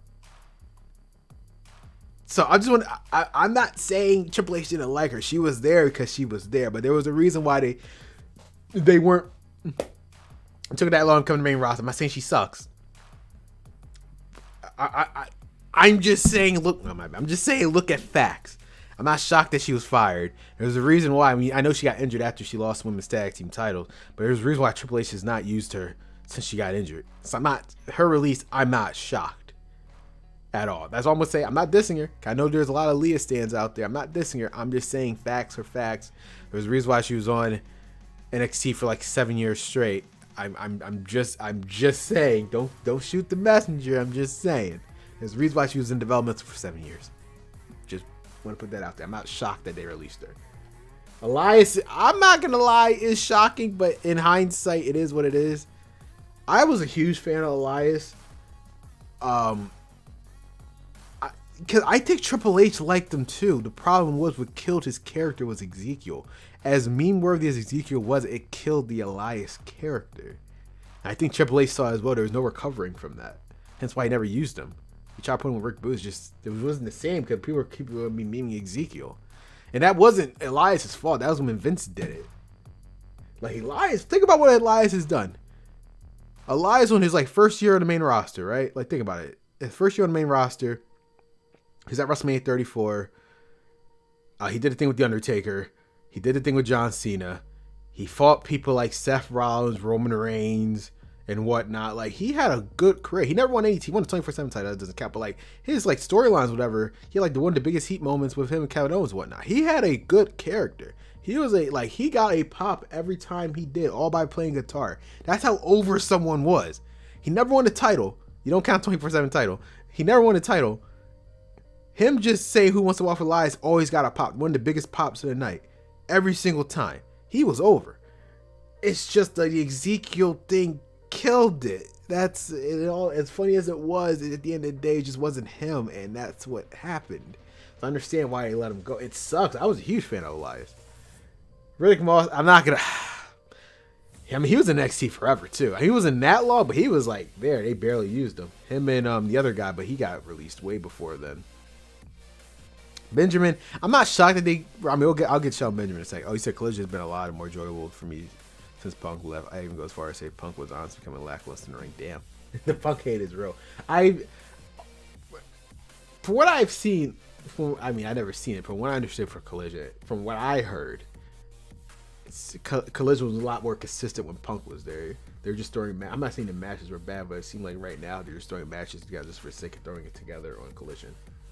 I'm not saying that, from what I understand, I never watched Collision. My brother does. But from what I understand, at least the storylines were making a tad bit more sense, or what there was of it when Punk was there. Well, versus he's not here, and now they're throwing everything against the wall. From what I understand, I could be 100% wrong, but from what I understand. What else? Hold on, let me switch this because this is weird. Live chat. Let me switch this. Okay. Did it work? Cool. I feel like it's the opposite. No, I'm saying, again, I could be 100% wrong. I don't watch Collision. I only get information from my brother. So that's why I said I could be 100% wrong. Take the trio titles without any build up at all. Again, I could be wrong. I don't watch Collision. All right. I don't watch AEW in general. For what I gathered, though, from the reaction when Punk got fired, when I've looked at, people like Collision more when Punk was there, but what it is now. Again, I could be 100% wrong. I have no problem making I'm wrong since I don't watch AEW. I'm just telling you. That's why I said when people ask AEW questions, I don't know. Unless they got fired, I don't know what the hell's going on in that show. I have no idea. But Riddick Moss, I mean, I'm not really shocked. It just sucked at him. It's not to sound. I had no problem with him being fired, but Emma getting fired was messed up because again, Riddick Moss had an opportunity. That's the thing. The people, like I said, the two people who should, like, speaking of people who should be brought, Top Dollar, he should be brought back. Now, I know a lot of people like Hit Row. Probably a lot of people, if you ask them, they're going to answer be no. But he should be brought back because he never had a chance. He never had a chance. Like, because they fired him, they barely had a chance. I mean, they were getting momentum briefly. But this whole merger thing, tried to do the JT's right and just didn't work. Yeah, I saw that apparently he didn't even know. He found out through the internet that he got fired. That's crazy. Apparently, I don't know if that was joking out, but that's really effed up that he found out through Twitter. Top Dollar, I know a lot of people didn't like Hit Row, but he should be brought back simply because he never had a chance.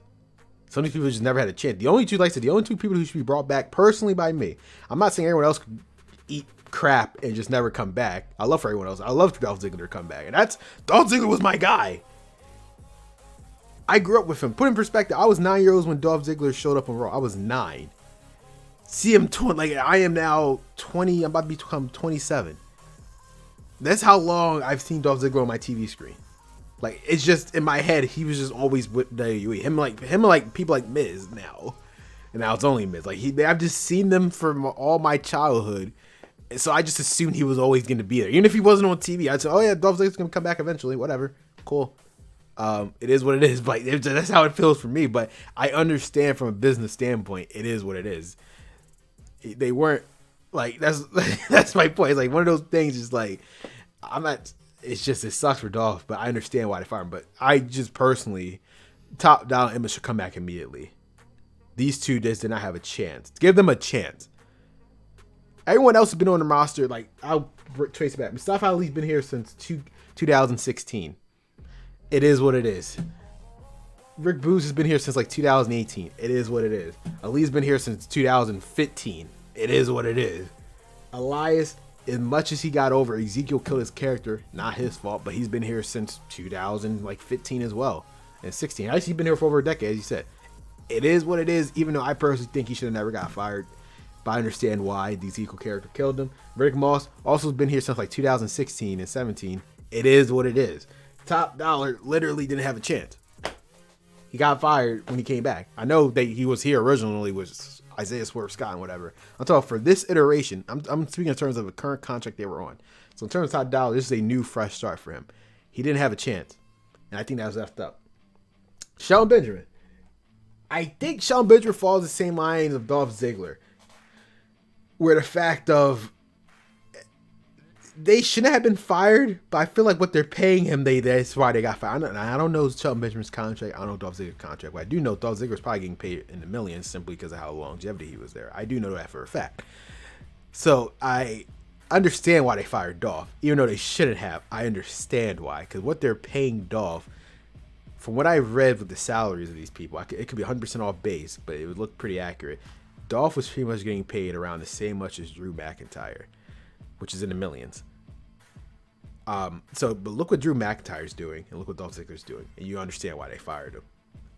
It sucks. Dolph Ziggler has been on my screen since I was 9 years old. We debuted in like late 2005, the Spear Squad. Was that like late 2005? So yeah, I was like 9 years old.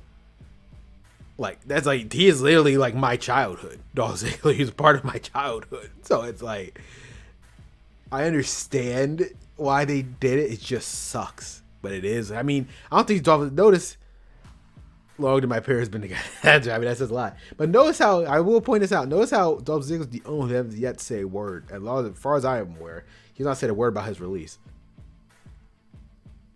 Curler and White, who's that?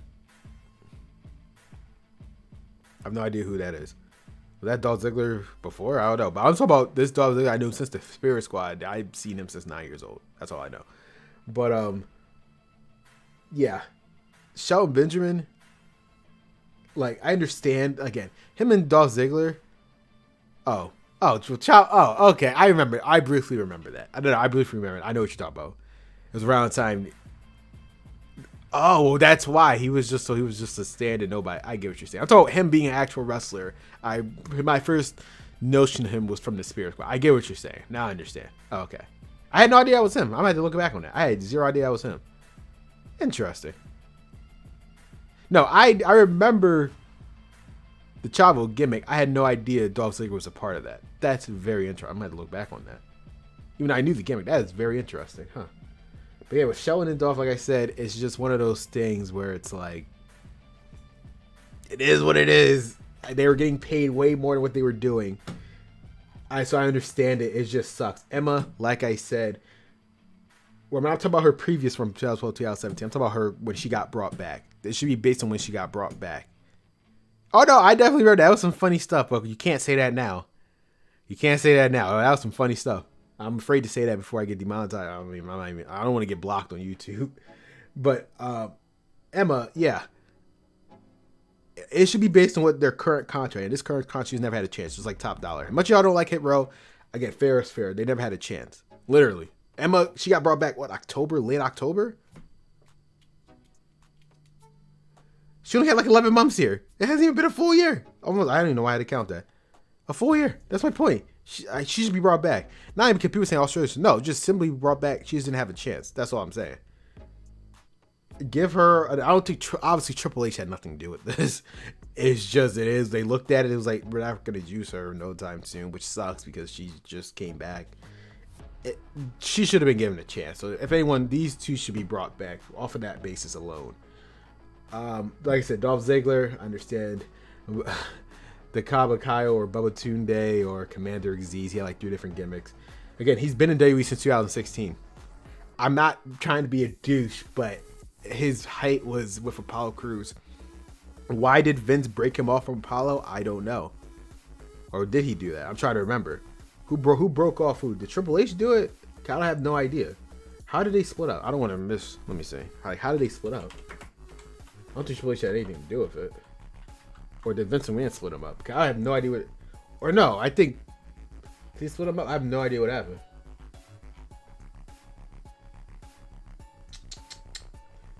Yeah, they got sent to NXT 2.0 in June 7th. This was before Triple H took over.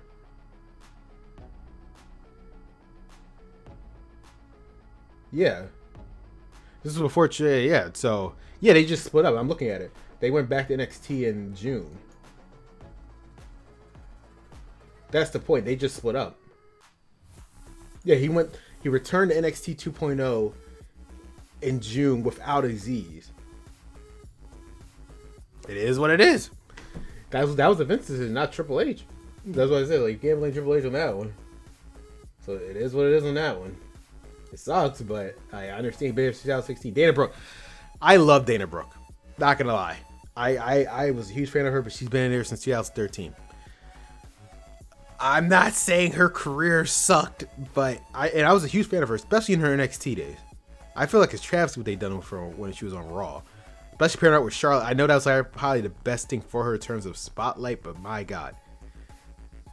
Her run with NXT, especially with Emma, it was fine. I understand why they broke her arc. I think Emma got injured. They were trying to do something with Emma different on the main roster. It is what it is. But Dana, again, huge fan of her in NXT.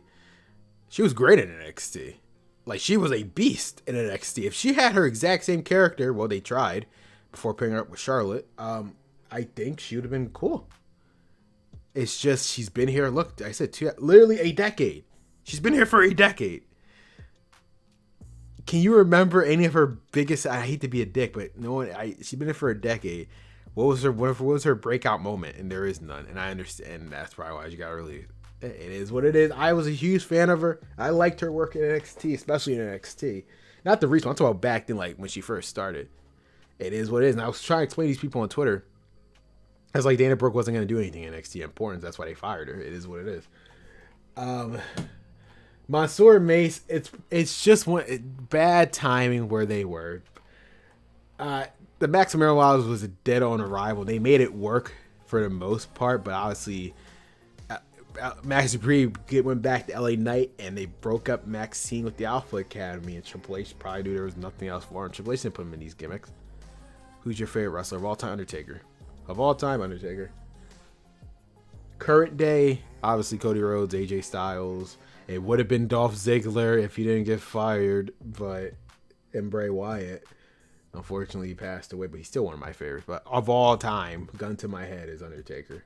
That's like, he's the reason why I still watch wrestling to this day, even though he's not wrestling anymore. Undertaker, honest to God. But like for Mansoor and Masay, it is what it is. Just bad timing for them. It was just they didn't make the Triple H didn't make the gimmick. They were doing something else. It'd have been fine. It's just one of those things where it wasn't gonna go anywhere, especially since Maxine Dupree left them. It wasn't gonna go anywhere. Quincy Elliott, I mean, literally, he's done nothing outside that one hosting in NXT Halloween Havoc. That's it. So I'm not surprised. Apparently, he was a backstage problem. I really don't know much about the guy outside of what I seen in Halloween Havoc. So that's it. Shanky, it is what it is. He was only there for like 3 years, so he's with Jinder. The dancing gimmick, just Triple H knew there was nothing for him. Again.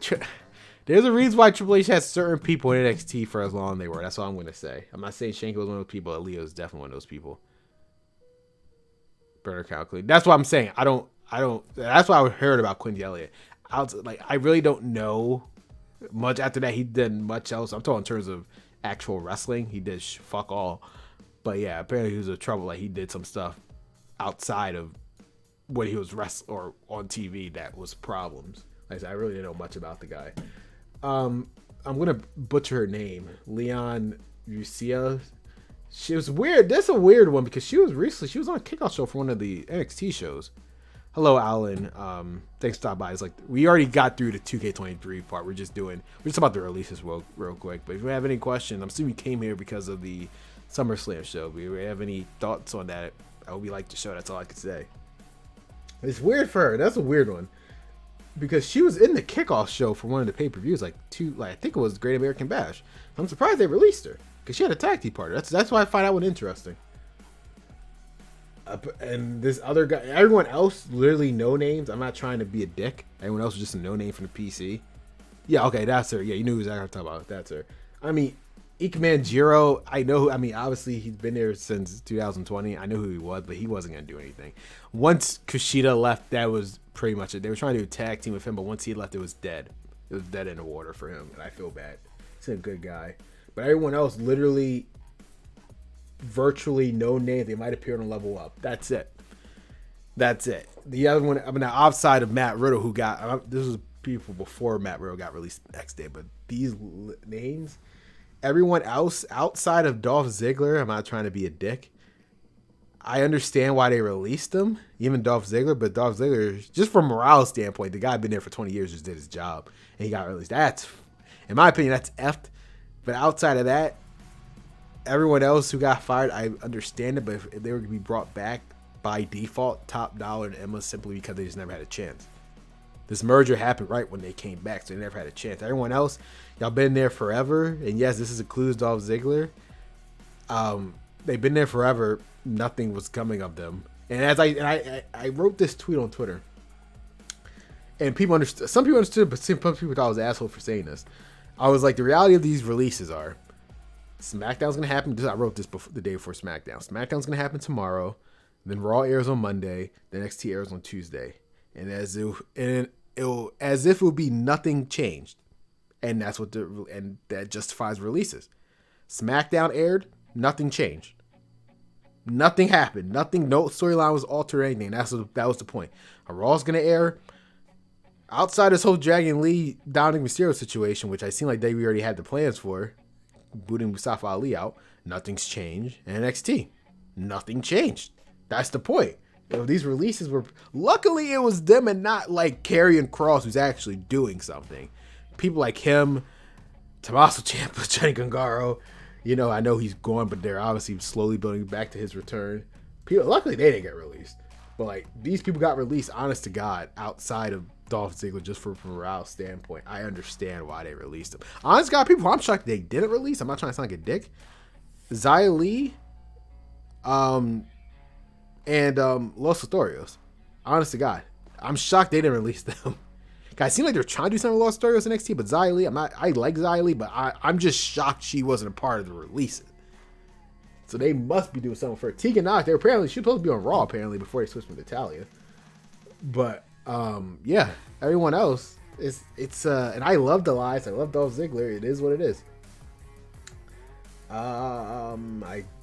outside of that, I think. Oh, so CM Punk, real quick about Caesar CM Punk.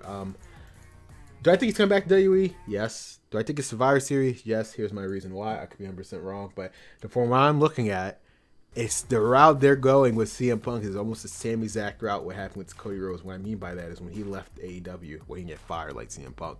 When he left AEW, he pretty much became virtual radio silent on Twitter. Said absolutely nothing. Like, he's just done nothing. We haven't heard of people CM Punk outside of the brief MMA thing, which I highly doubt even he thought people were watching from WWE anyway. Outside of the MMA thing, when he famously did his thing, I have a lot of free time on my hands for like the next 2 months. Outside of that, he has been virtually silent. Not a word, not a peep, nothing. And that's exactly what happened with Cody Rhodes when he got released. Outside of like 2 tweets about his Wrestle Factory, he said nothing. You're only this quiet because probably WWE told him. They probably told CM Punk to shut the hell up. They probably did Cody Rhodes to shut the hell up. And I think it is. It's too. Triple H will not miss the mark on this. It's too good for it not to happen. That Survivor Series, the maybe Royal Rumble. It's just, it's there. It's literally there. Survivor Series, Chicago. What better way to pull him in? This is not Russia. We have another 2 months for this. What? It's just like Cody Rhodes, like 2 months. We want him back like immediately 2 weeks in the Royal Rumble. Of course not. Like, what other? Talk about a Survivor Series to remember. I know they're going to do War Games, but talk about Survivor Series to remember. CM Punk there in Chicago, in his hometown. That place is going to explode. First time hearing his song in almost damn near 7 years. 8 years at this point. No, 9 years at this point, right? He left in 2014. Yeah, 9 years. Yeah, 9 years. That was right. It's about to be a whole decade since he left, but like, no, that's... Or if they really want to do him in My Fight for Everything. So yeah. I wonder if AEW's be dick if they patch up and they remove him again. That'd be hilarious. Like, go show the type of people that they are. I'm just saying they do that. That'd be hilarious. It would be effed up, but they would also be hilarious at the same time. They go show the type of people that they are. Try to remove CM Punk from the game. Be pretty funny. Not funny for you guys, but just funny if they actually attempted to do that. But yeah. That's it. So I think he's coming back. Yes, he's not going to miss this opportunity. Would he have ever came back if he got fired? No. But I think CM Punk's just pissed and he wants to vent his anger. I think it's going to be out of anger. Do I think he personally liked WWE? No. But he knows this is his way to get back at Tony Khan. So I think he's gonna come just for say. And apparently, when he visits Triple H, he was trying to get out anyway. That was the whole point. I think he wanted to come back anyway. You got me kind of paranoid. I'm just saying. Do I think that's gonna happen? No, I don't think it's gonna happen. I don't even think THQ care about this game at this point. I'm just saying I wouldn't be shocked if they did do that. But yeah, I just think, I just personally think they are, they're just gonna, he's gonna be at Survivor Series. I would be more shocked if he's not at Survivor Series. That's what I would say. That's how confident I am. I don't think Triple H is gonna miss that. It's just this. If it happens, I'll explain it by saying he got in the backseat before I got fired. You'll say. I'm just saying. I think he's gonna be at Survivor. But in terms of CM Punk returning, I think he's gonna be at Survivor Series for sure. If not, definitely Royal Rumble. But he's definitely back in WWE. There's no way they're gonna miss this opportunity to not have CM Punk back. WWE is about moment, as my brother famously said. I do. I agree with him to a point. WWE is about moment. Why not have this moment? Tony Khan gave him this moment on a silver platter. Where he's in my WWE one. It's gonna be my. There you go. Then. It's crazy how the people in these games are not even. The main people who are in these games are not even in AEW anymore. That's funny how that works, right? It goes to show how late this game was supposed to. This game was supposed to come out over a year ago. Well, actually, way more than that. I think. Yeah, it's supposed to come out over a year ago, which just didn't happen. So it wouldn't feel dated anymore. They don't even have collision. I mean, they actually, to show you how late it is, they have dark still in the game. You know, dark's not a thing anymore. Cause they don't got the dark arena. It's so weird. But yeah. So all right, that's it for the this live stream, guys. We're just here to talk. Again, everyone who watched SummerSlam, I greatly appreciate you guys. There was a lot of work into it. I just hope you guys enjoyed it. That's all I can say. Hope you guys enjoyed it. After the stream, I'm gonna obviously update the kickoff, the SummerSlam show, and this to have the chapter titles. Will be easier if you guys want to navigate to the parts that you want to watch easily. I'll have that in it. I'll be updating those chapter titles and just working on the next thing. So what's next? Games Remote. Move forward to the next episode of Raw.